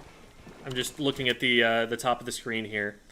I would probably have wanted to check the map so that I can see if there's anybody coming up on the left-hand side. Like, if someone's sharking around this corner, that's a problem for us. Granted, we can kind of see it a little bit through the slats right there. Like, here you can see, like, there's a little patch of orange ink there. There's a little bit of blue here, but it's not great visibility. You probably want to be relying on a little bit more information than that to know that it's safe down here.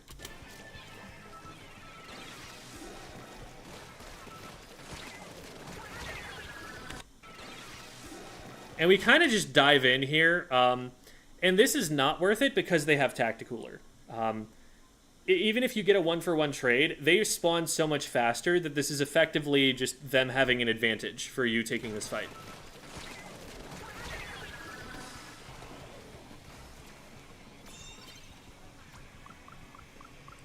So now your teammate, look at how much like orange ink is around them because the players are already getting back in.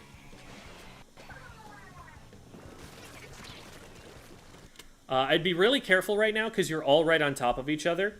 If the Tri-Slosher or the Bloblobber gets any shots on you guys, they're going to hit both of you. So I would try to split away from them as quickly as I possibly can here. Alright, so that kind of works, I guess, us just running straight in, although they do slip past us to the right. And if they just kind of keep running, they might be able to continue scoring, and we're not stopping it yet. Alright, well, we just kind of run at them head on, and while it works, I feel like this is going to be dangerous later on. Like, you drop off from here and jump, so you're really visible. You're dropping off a ledge, and the only friendly ink that's going to be down here is the ink you're putting down in front of you. And they end up just kind of standing here and fighting you instead of trying to, like, pre-fire you as you come forward or kite you or anything like that. So they just screw up in a big way for letting you get that far. But this also, like, once that teammate goes down, they should be ouch-pinging, and these players should see that you're coming from this direction. It should not be a surprise that you show up here. And the Tri-Slaw should probably have been able to get you before you got in range. So they had a lot of prior warning to that, and I'm surprised that it worked as well as it did.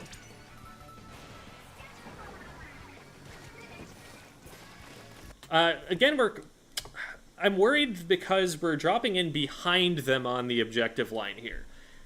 There's not actually much of a defense if they just grab the Rainmaker and run forward. Like, you might be chasing them if they go for that. And with, you know, the lead being so small, like, I think if they just get up on your plat, they have lead here. They don't have to do very much. I would definitely be trying to keep some players, at least, in between them and the goal so that they can't just sprint it forward and get that lead in the last minute.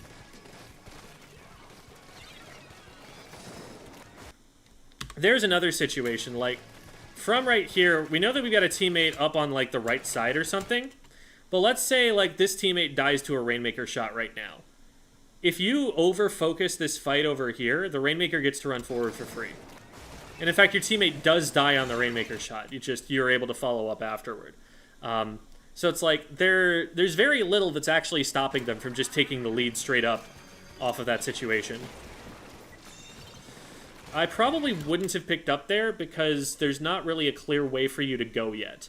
If they throw themselves at the Rainmaker and you're able to just shark them for doing that, that gives you more of an advantage than you grabbing it here and turning it from a 3v3 fight to a 2.5v3 fight because you're using the weakest weapon in the game. You're also backing up. Like, you're putting this in a place where they want to move it. If you're going to grab it, you want to be able to get it further back on the objective line for them. You want to move it so that they have to take longer to get to where they want to go. You also almost put yourself in the position where you're losing points, or you're losing time from don't retreat. If you're able to hold it for the rest of the timer here, then the game is just over. But if you end up decreasing the amount of time on your timer by getting the don't retreat message and it tripling the speed that this goes down at, then you just explode and have a point at which you give them a free overtime. So we get 2 because they're rushing in a little bit too fast. There was not a lot of paint out here to work with, and I would have tried to play this closer to the piece of cover and let my teammates paint for me before I try to go anywhere.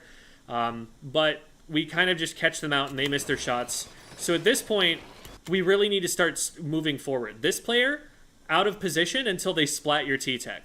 Don't even worry about firing shots, just get it over and start moving it.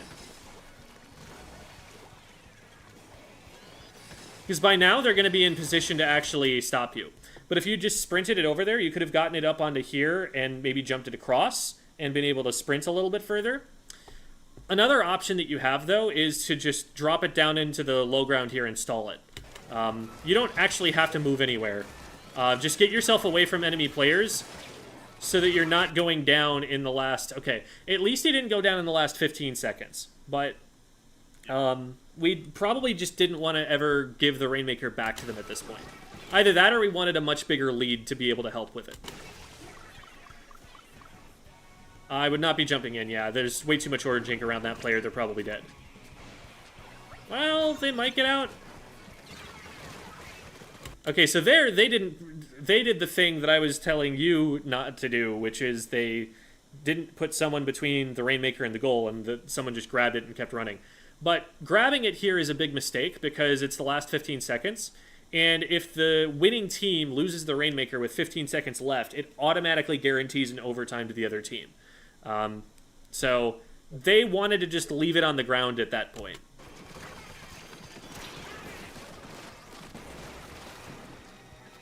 Don't pick it up, don't pick it up. Oh, man. There was a Zuka behind you. If they fire one shot right here and splat you... Whew, okay. It ended up working out, but if they were to fire that one shot and hit you with the Zuka in the back there, automatic guaranteed overtime. So, definitely want to be careful about that. So, big things I would say are to be way more careful about dropping off ledges in general. Dropping off a ledge should be something you either do stealthily or do when you have a whole lot of your friendly paint around you and you know that there are teammates to back you up if somebody ends up sharking you. That's just a general habit to work on. We saw that a number of times. Another one would be to be more aware of where the objective is on the objective line and to play according to that. So, like, you know, you're a tri-slosher and flanking is kind of your thing. So if you have teammates in the Rainmaker's way while you're defending, then that's a good time to flank. But if there's nobody that's in the Rainmaker's way and everybody is dropping into mid and the Rainmaker can just run past you, that's an easy way to just suddenly give up 70 points. So be extra careful about that. Use your fizzy bombs to buy time and create space when you don't have like a good Slayer route to run in on. You could definitely fall back on chucking those a lot more often than you do here. It's also a good way to farm up the Tacticooler so you can get more of those and be able to give those to your team. Make sure when you're throwing Tacticooler, you're throwing it into a place that it's easy for the rest of your team to reach. So put it on a path that they're trying to move toward. Put it in a place that's safe, that the enemy team can't just camp with bombs. And once you have given the opponent information about your position, like once you've attacked someone but not splatted them, make sure that you're moving and changing what angle you're running at them from. Because by the time you are hitting them, when they are able to disengage from you after taking some damage but not being splatted, once players start getting a little bit more aware, they're going to start immediately responding by firing back in your direction. And you want to make them miss when they do that so that you can keep the opportunity going, even after you've missed a shot or two. There were a couple of times here where like you'd made your approach clear and somebody had been like hit already, but you just kind of kept holding forward. And at a certain point, players are going to start being able to punish you for that, either by using a range, by just having a fast kill time and being able to trade back. And if you move a little bit in between the sloshes, you give yourself a better chance of being able to pull the play off and get it cleanly. So those are the major things that I'd say. Do you have any questions? No, not really. All right, awesome. So moving right along then, we will now do our last VOD review of the day, which will be for Mr. Rocketman. And that is going to be a replay code, so I'm going to switch back over to here. And he is currently deafened. Gotcha. So, unless he's in the chat right now. Oh, he's on deafened now. Okay. Alright. So getting the code put in now.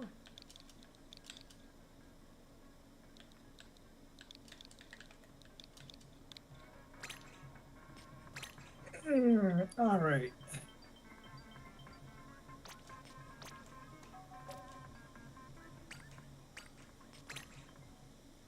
All right.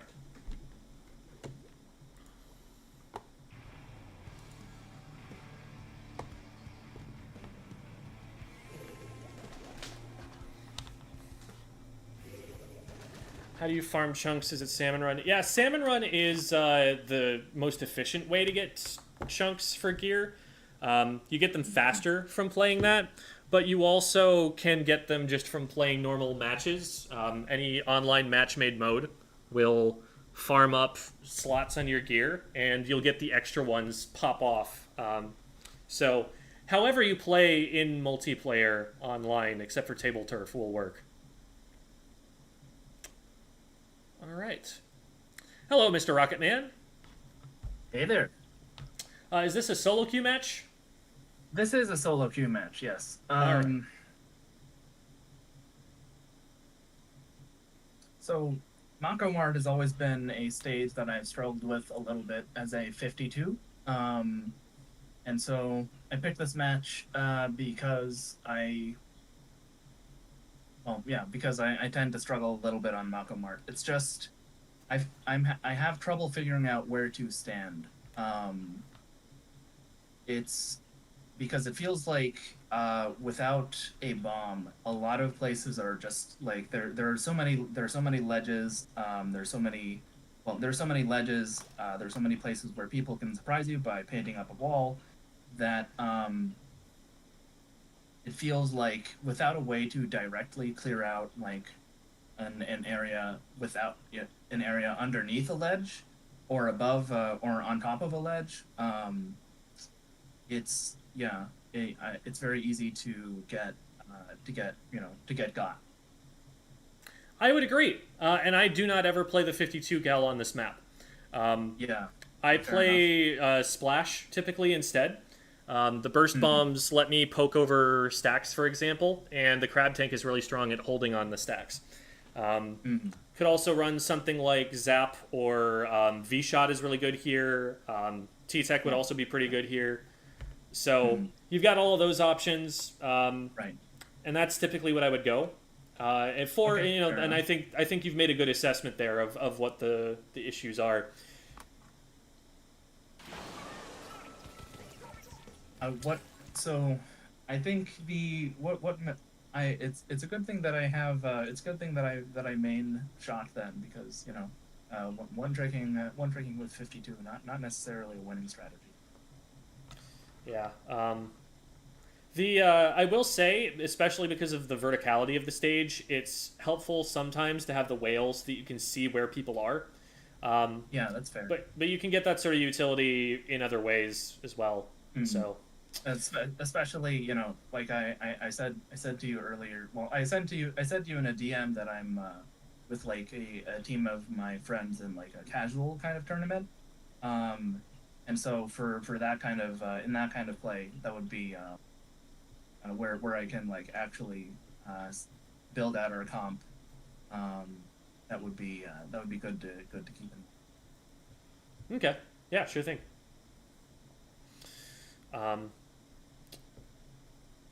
So looking at the comps here really quick, they've got. Sorry. No, sorry, I was just saying that. Right. Oh, okay, gotcha. The they've got a custom jet squelcher, which is going to outrange everything else on your team. So that's something to keep in mind. Although it's not a very fast kill time, so it's not as big of a concern as like an e-leader. It's not going to change the way you play quite as much. Forge will also outrange you slightly, so something to keep in mind. But the big thing I would say here is to keep paint on the ground so you don't get flanked by the roller or the brush. They're going to want a shark. They're going to want to flank, especially around that left-hand side. So make sure you keep that painted and keep flicking the map open to see if anybody's trying to run. Trying to run through there. Look for curling bombs. Anytime there's a curling bomb, assume there's a roller in it until proven otherwise. And just play very paint-heavy and defensively to punish them for their relative lack of paint. Because they've got a roller, they've got a forge. Brushes can paint a lot, but it's generally not paint that's very far away from them, and it's better for charging special than it is for moving forward. So overall, your team paints significantly better, and you're going to be able to take advantage of that to spot the roller out and stop them from getting on top of you if you're playing defensively enough. And if you're not, then they're going to get triple kills. Yeah, that's always been something that I've. It's always been like tactics. Tactics when there's like a big paint differential has always been kind of a question for me because yeah, I'll talk about it later, I guess. Okay. But yeah, like you if you just paint passively and don't let the enemy team approach you, you just keep yourself at a position where if they try to run at you, you can immediately counteract that by just immediately pre-firing them, then you eventually slowly win the game. They have to make something happen that you didn't see coming, because otherwise you just slowly take more and more space and they run out of places to hide. Also, I'm just noticing that this looks like it's a cereal aisle, but then that looks like vegetable soup. So maybe this isn't breakfast. Maybe this is like... Well, maybe squids have vegetable soup for breakfast. You never know. Yeah, I don't know. Huh. Really makes you think. It really Anyway. does. So from here, I don't like this position for the 52. I don't like the low ground here. A roller is likely to be looking at that low ground and trying to move into it. If it just flicks right now, you're in range for them to hit you. If you want to take this position, you want to be able to get into like their court and start slowly moving toward the stack from there. So like you'd want to have the wall 90 degrees from how it is so that it's protecting you from stack and be starting to slowly push your way toward it. But even then, you're on low ground, so if you get too close, the roller can just flick over the top of it. So it ends up being the jet that pushes that, which is the absolute last weapon that should be making a play like that. One of the first priorities once you're in this position is you want the wall painted in front of you so you can move up and actually have an impact on a fight. Because you don't have that wall painted, so when the jet pushes across, you're just kind of watching it happen. You can't really help at all. It's just not at an angle that you can hit. So you want to get that angle painted as quickly as you possibly can so you can move up there and help out. And here, you're in some danger because if they just flick up over the top of the wall, it doesn't protect you. So definitely... Yeah, I learned this the hard way. I learned this the hard way later on in the match. Gotcha, yeah. So backing up is definitely the right call here.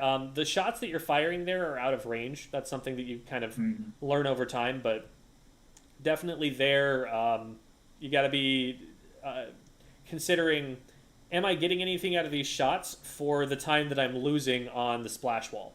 The splash wall is down now. If those two players wanted to and there wasn't a teammate that was ready to help you, they could just rush you and you'd have nowhere to run away. And now we're retreating back here again into low ground. This is probably not where you want to be starting off most of the time here. So pop this. It's just I get very nervous. I get very nervous getting up on stack just because there are so many. There are three sides, right, where somebody could be, where somebody could sort of push up out of my view and then sneak up behind me with my wall, sneak up behind me and my wall, and take me out. So it's very I feel safer, I guess, on low ground than I do on high ground, just because like it's kind of like riding tower, where where they know where you are, and they know how to try and get around you.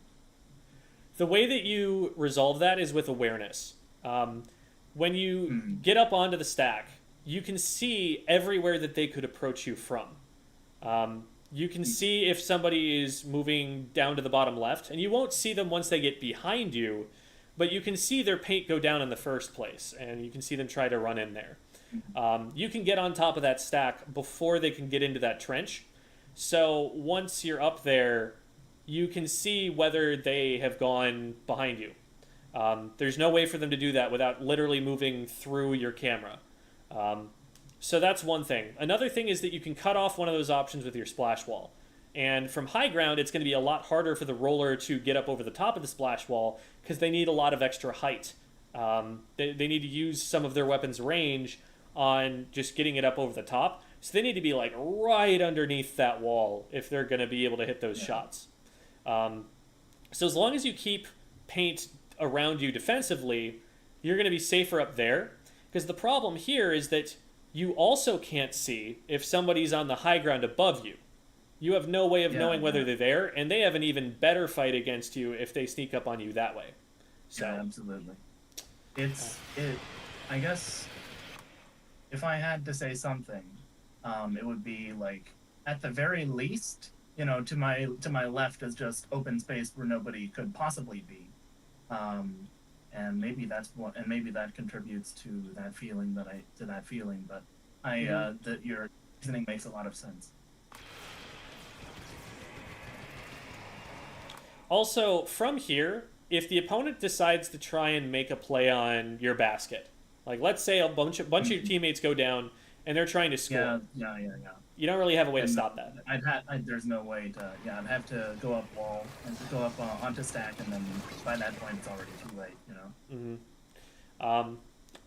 And like this play here works, except that now because of the angle that you're at, you've got your back turned to the enemy team, so they're starting to shoot you here. Fortunately, we make it out of that, and we spot that player. Good shots. They had no business trying to get back up on the stack after you saw them that way. You get traded back, but that's fine. You got 2. There wasn't a ton you could have done to avoid getting shot there. You might have been able to move a little bit faster because we did see them coming, but again, it's not the end of the world either. Here, you're much safer from the roller if you get up on the stack, but you might not want to get up on the stack because of what's happening in mid. It depends on whether your teammates can hold mid for you. So what you don't want to do though is stay where you're at, because where you're at, first of all, you just can't see anything. Like Yeah.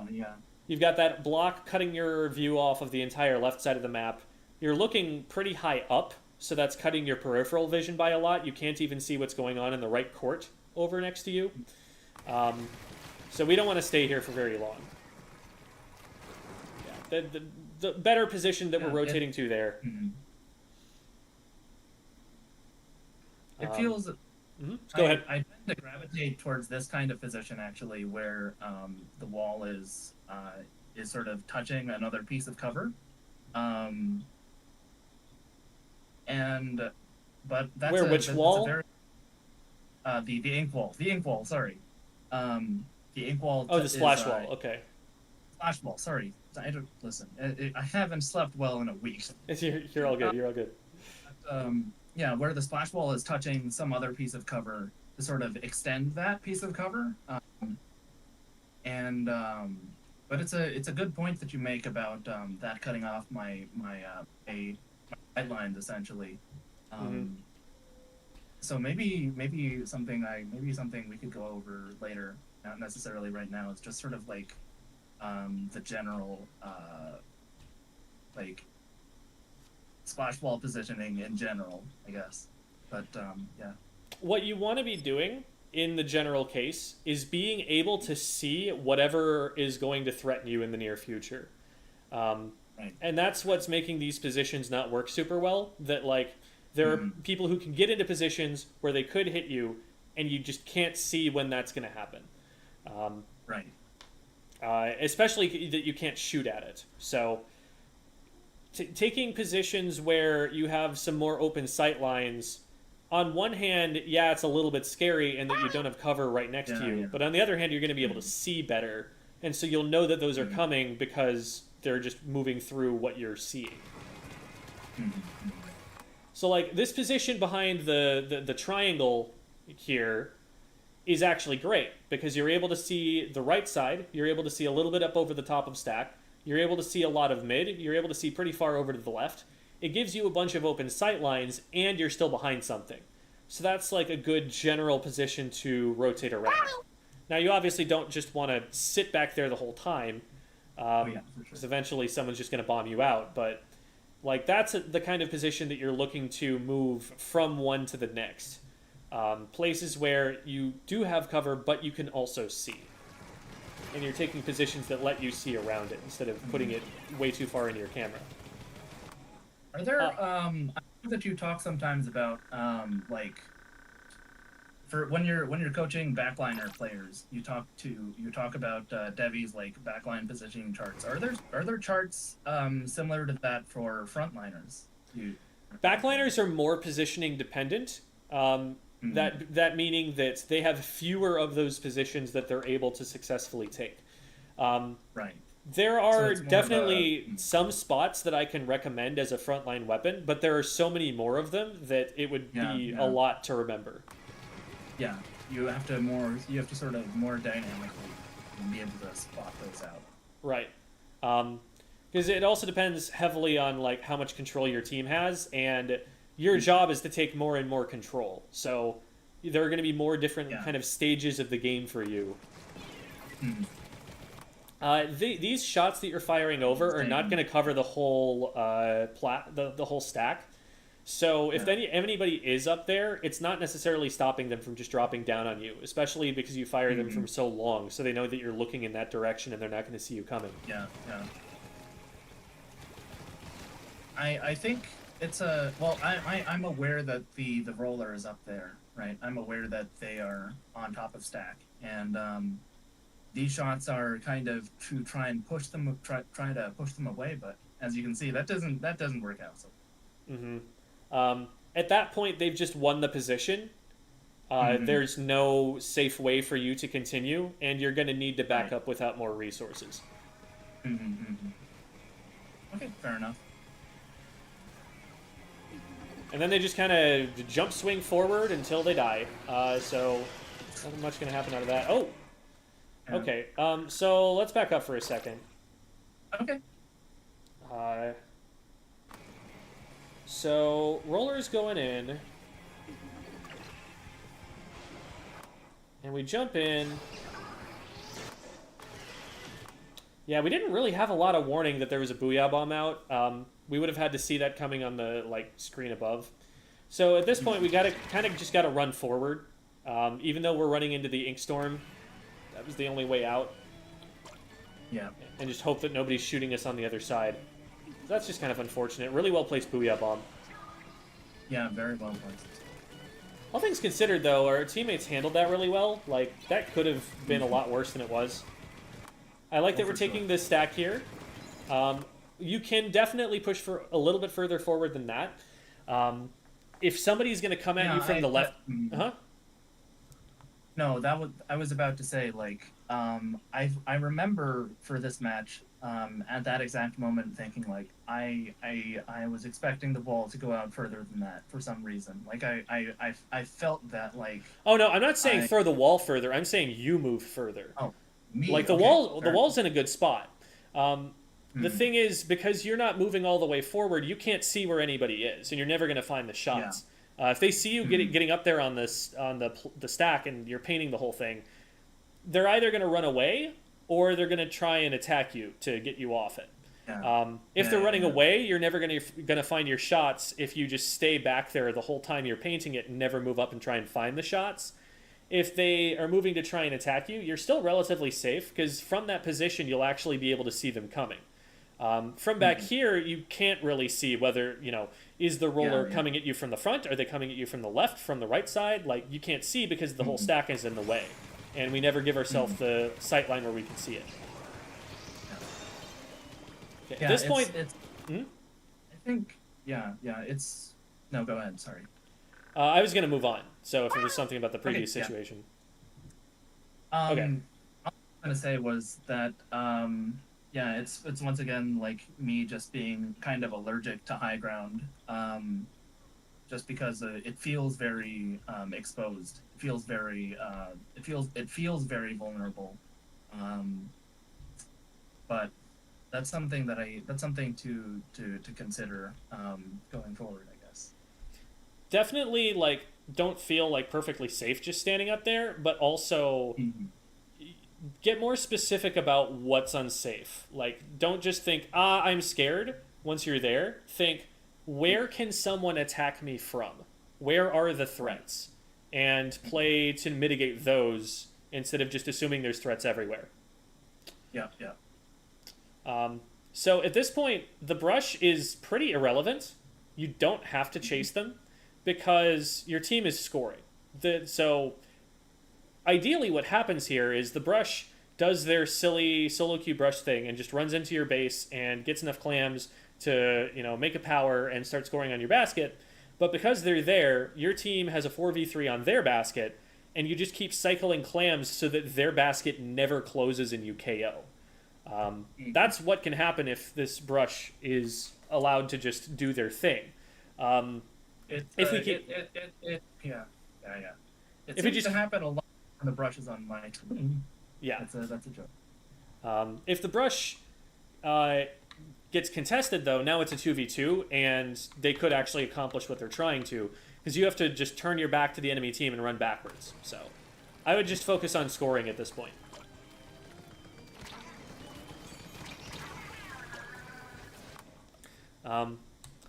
Just notice that, we're not really able to help protect our teammates as they try to score. We kind of just get distracted. Yeah. We never actually catch the brush. There's not a lot of value you get out of that. There is a lot of value you get out of just running forward and scoring and helping protect the score. If you protect the right stack up there in that position, now they don't get to just walk into mid for free, like where the roller is right now. They have to fight through you first. Okay. So we do manage to score. I would not be jumping into this. If you have clams that you can score, like a power clam, then that jump is worth, but there's just a lot of enemy ink. They already had control of the situation. It's just going to get camped every time. No, I don't know what I was thinking there. I think,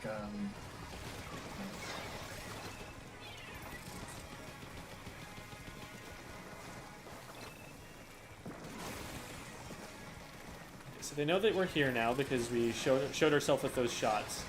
And again, this is one of the problems of this position, that if you want to back up, you have to turn your back to the enemy team. And so you're getting locked out of the game because that's what you have to do to get back into it. So we have to back all the way up and end up taking the stack, which is actually the place that we wanted to kind of move in from. Good job getting that pick. Nice. They don't move when they are missing their shots, and so they don't continue to kite back. They should have been able to win that because they have longer range than you, and if they had swam backwards at the time that you would swam forwards, then they would have been able to keep that range advantage. But they didn't. You were able to pick them. What I would say there is you probably wanted to be getting a wall out so that if they did back up, it would block their shots, and you'd be able to splat their teammate here. The reason that we're able to get them is that they made a mistake. So that's the one minor thing there. But also here, with camping the jump, make sure you're at a different angle from your teammate. I remember. Because you didn't have a ton of time to move away from it, but you did have time to move away from your teammate at least, so that you couldn't both get taken out by the same attack.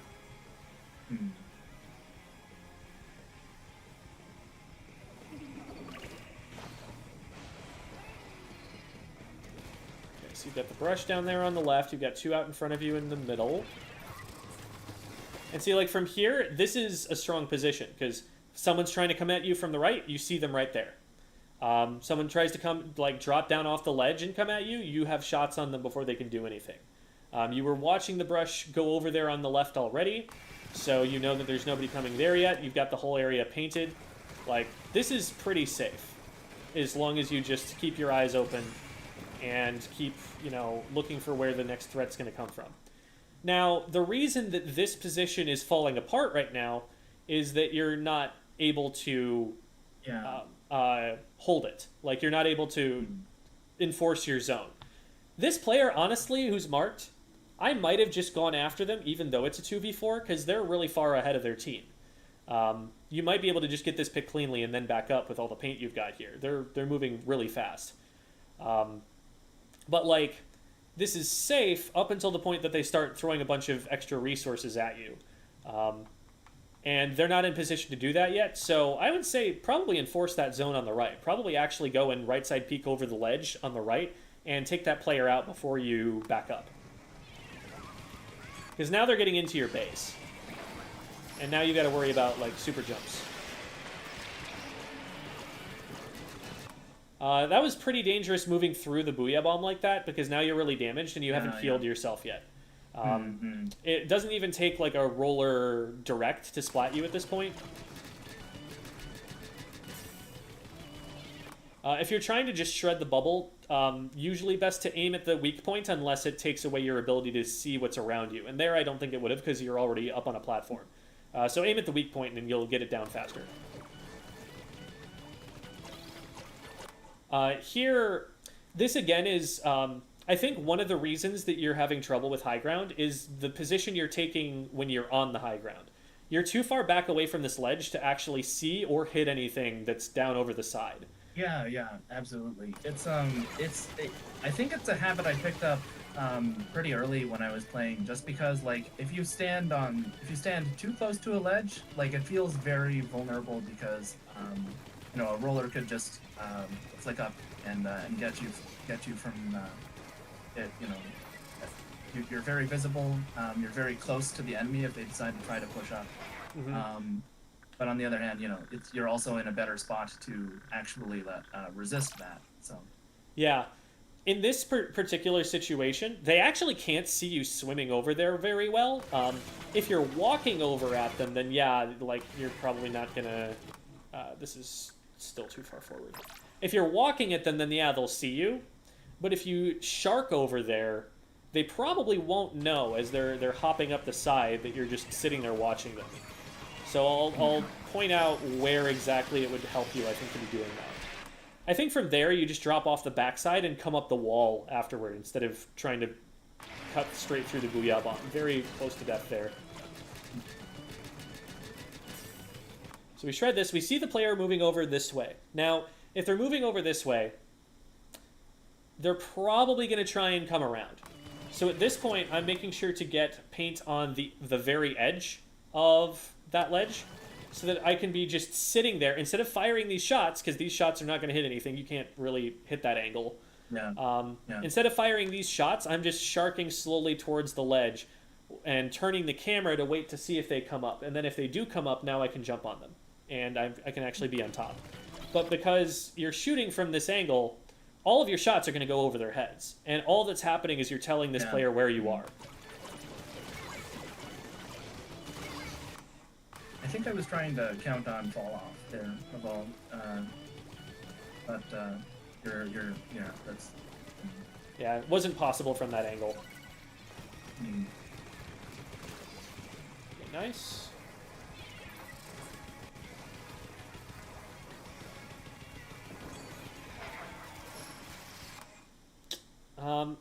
So this whale, it feels like they're going to be able to just back up from this. I don't know what other pressure is being put on that's going to make them get splatted for that whale. If you're going to pop it, you probably want to pop it as you're moving closer to them, so that when you rush them down, the whale is still out.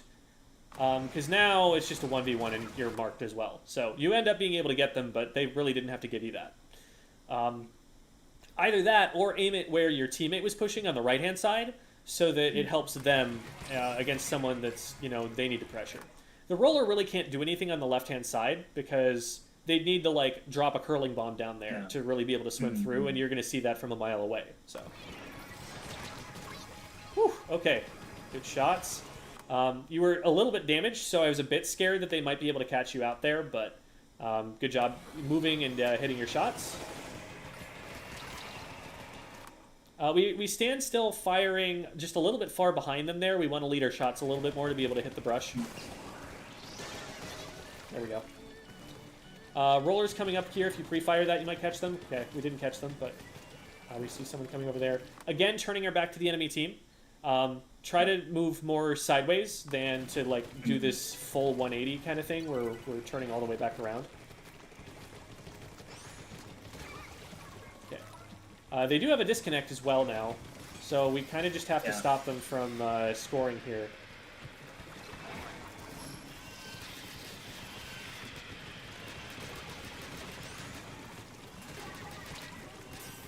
Yeah, make sure that that wall, the big bubbler, is down first. Okay, not quite, but if they get one clam Yeah. in, they don't have one clam. They do not. They do not do that. Oh well. All right. So I think from there, let's do this so that it's going to force us to play through the whole cutscene, but at least we only have to watch this one and not the result screen as well. I think there is a way to push our advantage a little bit faster and actually be able to get all of those clams in.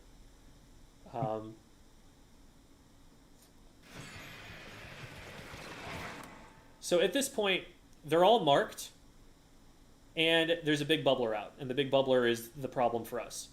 Now, what we can do is we can move up to the box. Melons is something they call that sometimes, the one you use for the shortcut on the left. If you keep that in between you and them while you swim up, you have the ink to do it. So they won't have to know that you're there, and then you can just slip right into the big bubbler and start shooting players that are marked. You might get traded back by the roller, but getting traded is fine because you have a 4v3. Because it's And if you do get the roller, then there aren't that many other weapons that can actually stop you. And you can either try to go for taking the big bubbler down or just take out the players and make it safer for people to get in there. We almost get the brush there. I'm actually surprised we don't. Again, here, if we're going to shred it, we definitely aim for the weak point instead of aiming for the wall to get it down faster. I think it's the reason why I do that is that it's sort of like pre-firing, where I have my aim set for the player immediately after the bubble goes down. But I don't think that the brush is going to push you there, though. They want you to push into them. You can see like they're not really trying it. They're trying to hit you from inside it, and then as soon as it goes away, they back up. At this point, we're 2 players down, and the other players behind them. So we need to make sure that this is clear. We've got 10 whole seconds to make this play work. We don't need to pick these up right away. I would make sure that there's paint on the ground first and wait for there to be time for this play to resolve. I guess at that point, when all of your teammates go down, it doesn't work well. The roller, I think, gets disproportionate value on the right, which is probably why that all happens. But with you going down, there's no chance. With you being up, you could potentially hold on long enough, maybe get a 1v1 win that enables you to score. It could get your teammates' jumps back in, and maybe one of them could grab the power clam. But I think once you go down, it's probably game over. So we probably didn't want to rush that. It was a combination of just like overtime desperation and not knowing how many points we had scored, to be honest. Yeah. I think it's like either you go into the big bubbler and push early, before and get the fight started on your own terms, or you try to hold space. You don't want to like hesitate and then go in after your teammates have gone in and fought and gone down. All right. Jem, help us. You're smarter than us, and you play Splash sometimes. What's going on? Somebody's got some kind of question. Let's go in and check that out. Do you have any questions? Let me think. I wrote down that we talked a little bit earlier about tactical confusion when it comes to like paint comps with where one is sort of heavily asymmetrical comps, I guess, where one is sort of more paint heavy and slower, and the other one is very fast and aggressive, but doesn't necessarily have a lot of paint. And I've always been confused as to whether to take those slower or to take those more, or to be more aggressive there. Because like taking it slow on the one hand and taking it slow and push up slowly and carefully, like it does claim more space, but it also makes you more well, sorry, no, I'm sorry, like I said, I haven't slept very well recently, so I'm trying to rearrange the furniture in my head.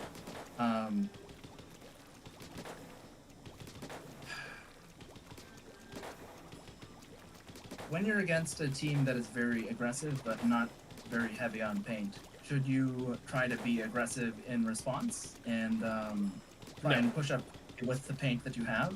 Use your paint advantage. Use the advantage against them, because if their comp is aggressive, then they're going to be good at being aggressive. Like, you're playing into their strengths to take those quick fights without setting up first. If you set up first, though, you put yourself in a position where it's harder for them to be aggressive, and they feed into you. So if you're playing a control-oriented comp, if you're playing a comp that has a lot of paint, has a little bit more range, you back up and let them feed into you. You take open sight lines so that they can't approach you without going through a spot that you can see.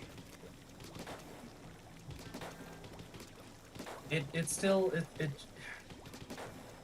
feels sort of like if you're up against a Tetris player, for example.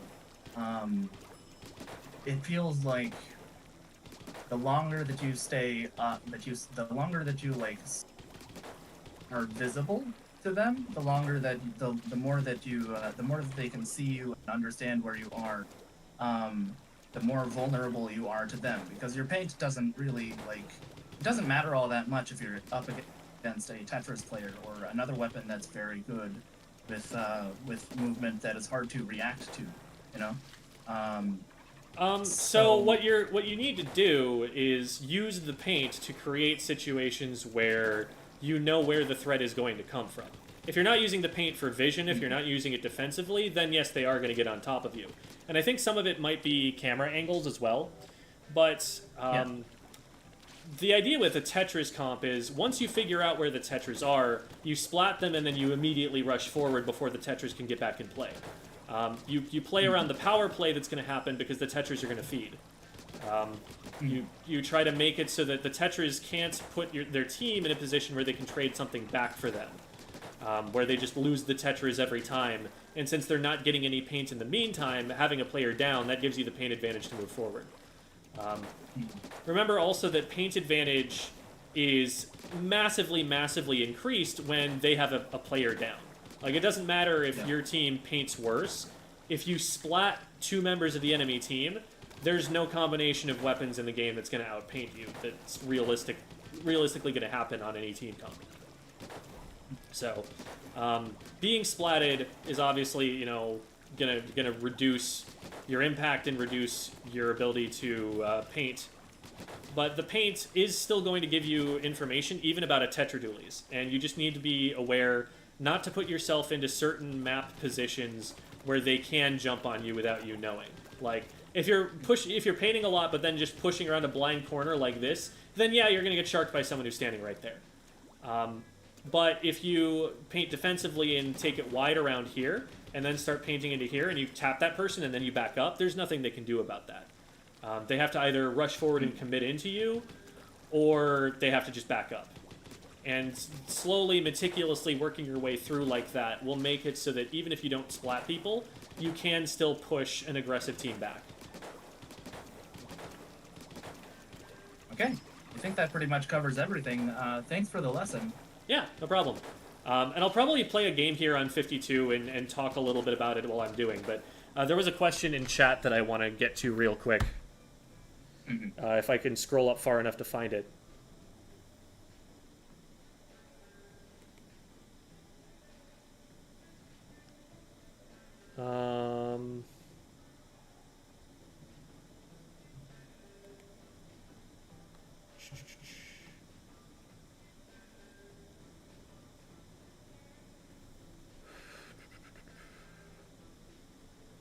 Talking about the grip on the crab tank.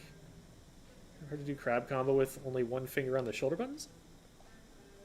I mean, there's enough recovery time after you use a crab, like any of the crab shots, before you can switch modes, that, like, you can just use one finger. Like, it takes such a long time to switch. Like, here's the Explo shot, and I'm immediately on the ZR. The crab's not doing anything during any of that time that I'm switching. It's not like I have to do that very fast. I just use one button. Sometimes after my crab ends, my Inkling tries to throw a burst bomb even when the button's released. The release of the button is what throws the burst bomb. Like, here's me pressing the button and holding it down. It's the release that throws it. So you need to have the release happen before the switch occurs, or else you're going to end up throwing the burst bomb.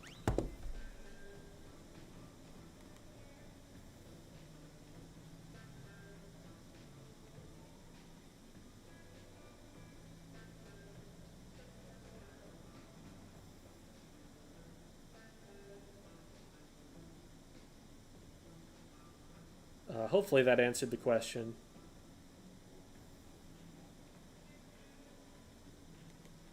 Sometimes after a crab ends, but throws the burst bomb. Yeah, I just covered that. Is there a lower if you want a VOD review from me and you have never touched a video game controller in your life, I will do that VOD review. If you want a VOD review and you are one of the best players on Earth, and you think you have something to gain from my perspective on it, I will do that VOD review. I do not care what skill level anybody is at. Just send me a DM on Discord. We're good to go.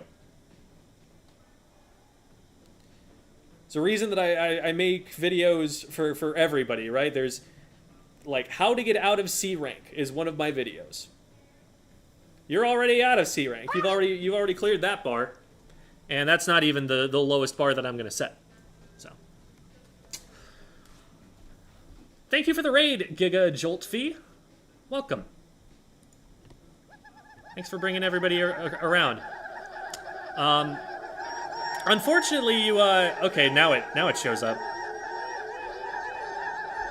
Streamlabs dashboard was a little bit behind on that one, but thank you guys for the raid. Thank you everybody for coming by. Unfortunately, you came in right after the last VOD review, so there's not an awful lot more for us to do, but I will be playing a match here on 52 to talk about high ground and how I'm using it, because that was something that we were talking about. And you know what? Mako Mart's on the list. As much as I, wouldn't want to use this weapon on this map a lot of the time, I'll go for it. You have any tips for the Wiper? Just started using it. Wiper is, the biggest advantage of the Wiper is that it is one of the fastest moving weapons in the game. You just tap ZR once, and you have a line of paint that's comparable to, like, a Charger tap shot. And it's faster than a Charger tap shot. With a shooter, if you want to, move at optimal speed, like just the fastest you possibly can without worrying about safety, you have to paint a line in front of you, which takes multiple shots. So you have to stop and do this sort of thing in between. And the Wiper just goes blip, and then they move. And they have a full line out in front of them. That's the biggest advantage of the Splatana Wiper. That's why that weapon is so good. Before it had that, the weapon, I would still insist, was trash. Like, I think it was low mid-tier at best until it got that ability. And that immediately made it just a much better weapon. There are people who disagree with me that thought it was better than I gave it credit for. And, players of that weapon who were better at it than I am. So I don't want to, say that that's gospel, but that was an absolutely massive buff for the weapon. So that's the thing you're playing around. If you're playing the weapon, it's for that. It's for your ability to get into annoying positions because you can move faster than just about any other weapon in the game. It's your ability to get yourself out of bad situations. It's your ability to kite back. Because when you're, firing and backing up like this, you're doing that a lot faster than most other weapons do. And so if you get into a fight with a weapon that you outrange, you're better able to use that range and keep that range advantage as the fight goes on. So those are the main things that you want to play for.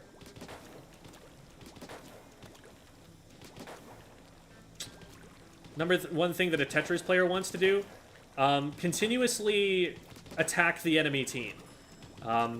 There are obviously times you don't want to be going in, but that's not most times. Most times, like, as soon as your team is making any kind of contact with the enemy team, you also want to be making contact. You want to be engaging. You want to be getting in there and trying to make something happen.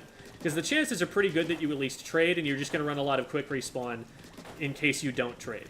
And then if you get a clean pick, now you've just won an advantage. And either way, you're making the enemy team deal with you and waste time dealing with you, and that means they're losing time on even if they win an advantage in a fight. Advice for getting to S+. I have an entire 30-minute video on that I would suggest you go and watch instead of asking me in Twitch chat, because I just can't do that question justice.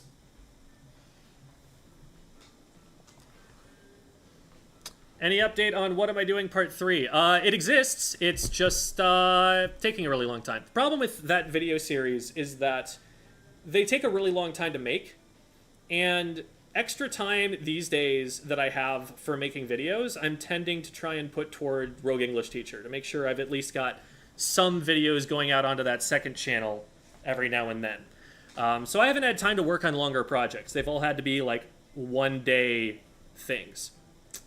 I probably should get the Splat Zones one out at some point here. Clamblitz, I feel like, is still very well covered by the video You're Pushing Wrong in Clamblitz. I think I give a really good explanation of how that mode is played there. So I would just recommend someone go watch that video if they want to see the Clamblitz version, but for Splat Zones, yeah, I should probably get that out at some point. And I have some footage shot for it and everything. Like, it's not like there's no work done on it, it's just not top of my priorities list at all right now. All right, let's get that match going before the rotation changes here. Be possible to request a guest appearance for Debbie for a VOD review. Yeah, Debbie does that all the time. Basically, anytime there's a long-range splat lane or a charger, I tend to bring Debbie on. So that's totally valid. Happy to have her.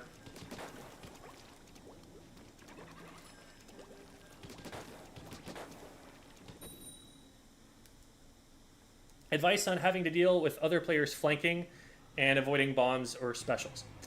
So flanking is a matter of painting defensively. It is a matter of putting paint on the ground in places where you could get flanked from, so that they have to unpaint it and take longer and be more visible doing it. And then keeping an eye on those spots so that they don't catch you off guard anyway. Oh, I didn't mean to be on the rail.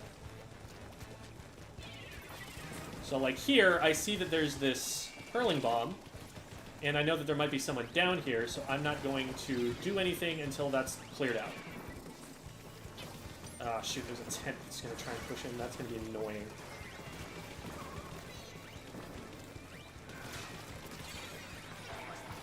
You have to back up a little bit here. And this is where it gets a little awkward to try and use splash walls and try and use this weapon's range. Because it's not long-ranged enough that I can just shoot up over here and know that I'm outranging something that's going to try and push me. So it's hard to take the left stack back. We're down a player. Let's just sneak into here, where they're probably going to run past us, if anything. Okay, well, a teammate just ran opponents over here. We're going to put that there to make them assume we're going to stand and fight, but then actually not stand and fight.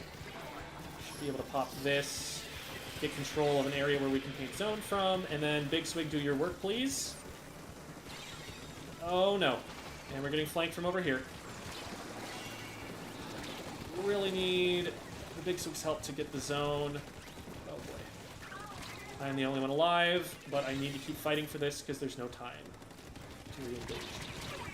I needed to win that cleanly. If I win that cleanly, we might have a chance because we take out a painting weapon.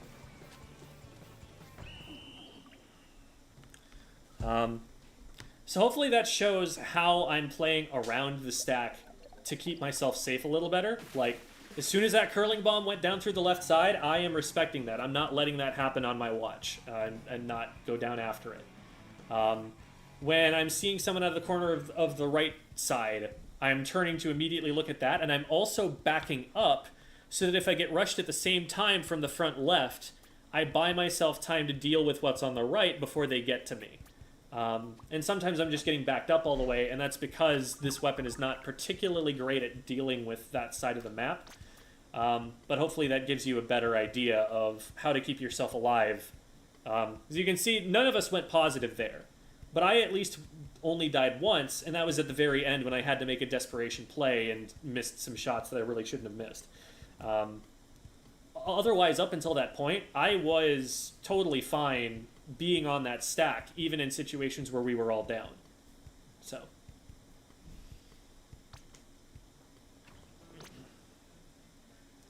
yeah, I would not recommend that weapon for that map mode. Just it's awkward to try and get over the stacks, and the stacks are the most important part.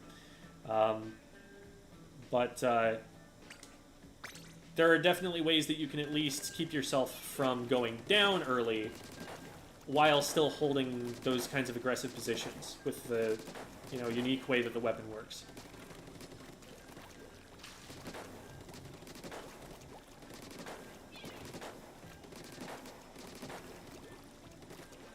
How do you think a front line should play during disadvantage? So, it depends. If you're already hard committed and there's just no possible way out, one way that you could try to avoid it is avoid staggering is by super jumping. If you can't even super jump, then just go for a trade, and that's the best you can hope for. But the times where you just have to go for a trade are less frequent than I think people tend to assume. You can get away in a lot of positions and not have to just go down with the ship. Part of that is preemptive, like, are you seeing the problem coming? Part of that is also just mechanical, being able to move. I'm trying to paint, but there's an E-leader watching me and I'm scared. So I'm sorry, squad. I need to rotate over to the right side, because otherwise I'm never going to be able to paint this. Okay, can we get the zone? There we go. I'm scared to crab from here, because the E-leader's still watching, but we'll try now. Got one. Alright. We caused enough of a mess that hopefully we can hold even though the Kraken's going in now.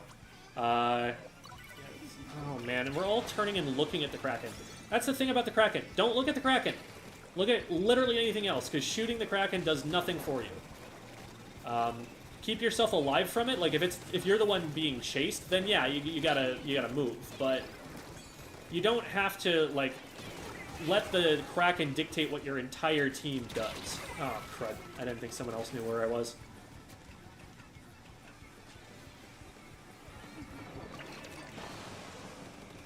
I was definitely staying in a little bit too aggressively there. I was at too much of a disadvantage. I should have been backing up. Okay.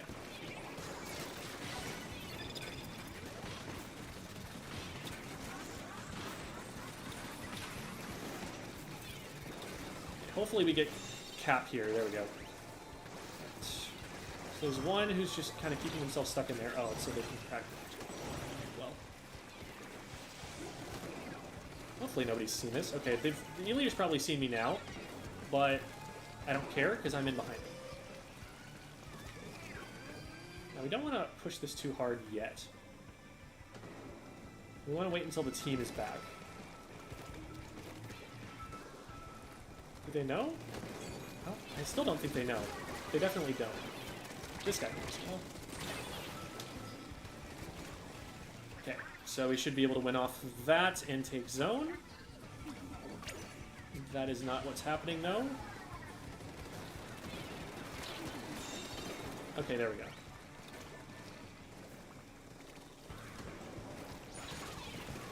Okay.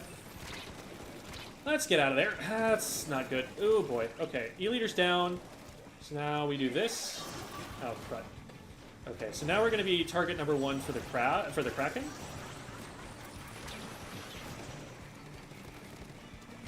Where'd the Kraken go? Okay, it went down there.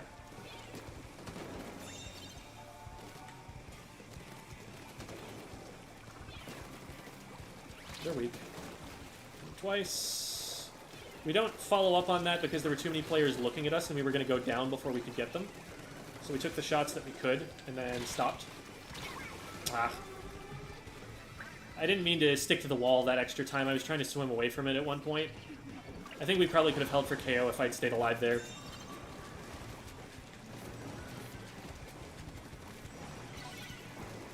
Just need to make sure that we keep zone long enough. We're going to need that blob down. Yeah, okay.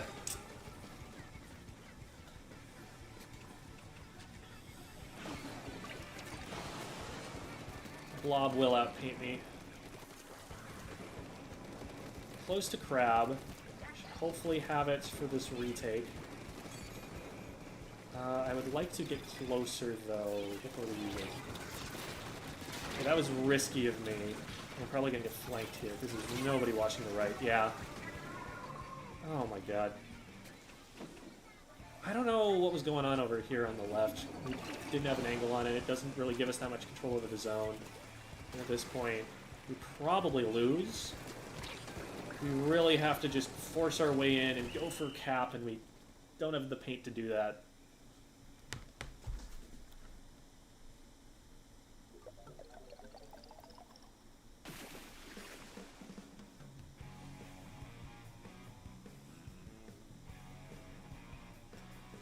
And that last fight, I don't like that we were fighting on low ground away from the zone.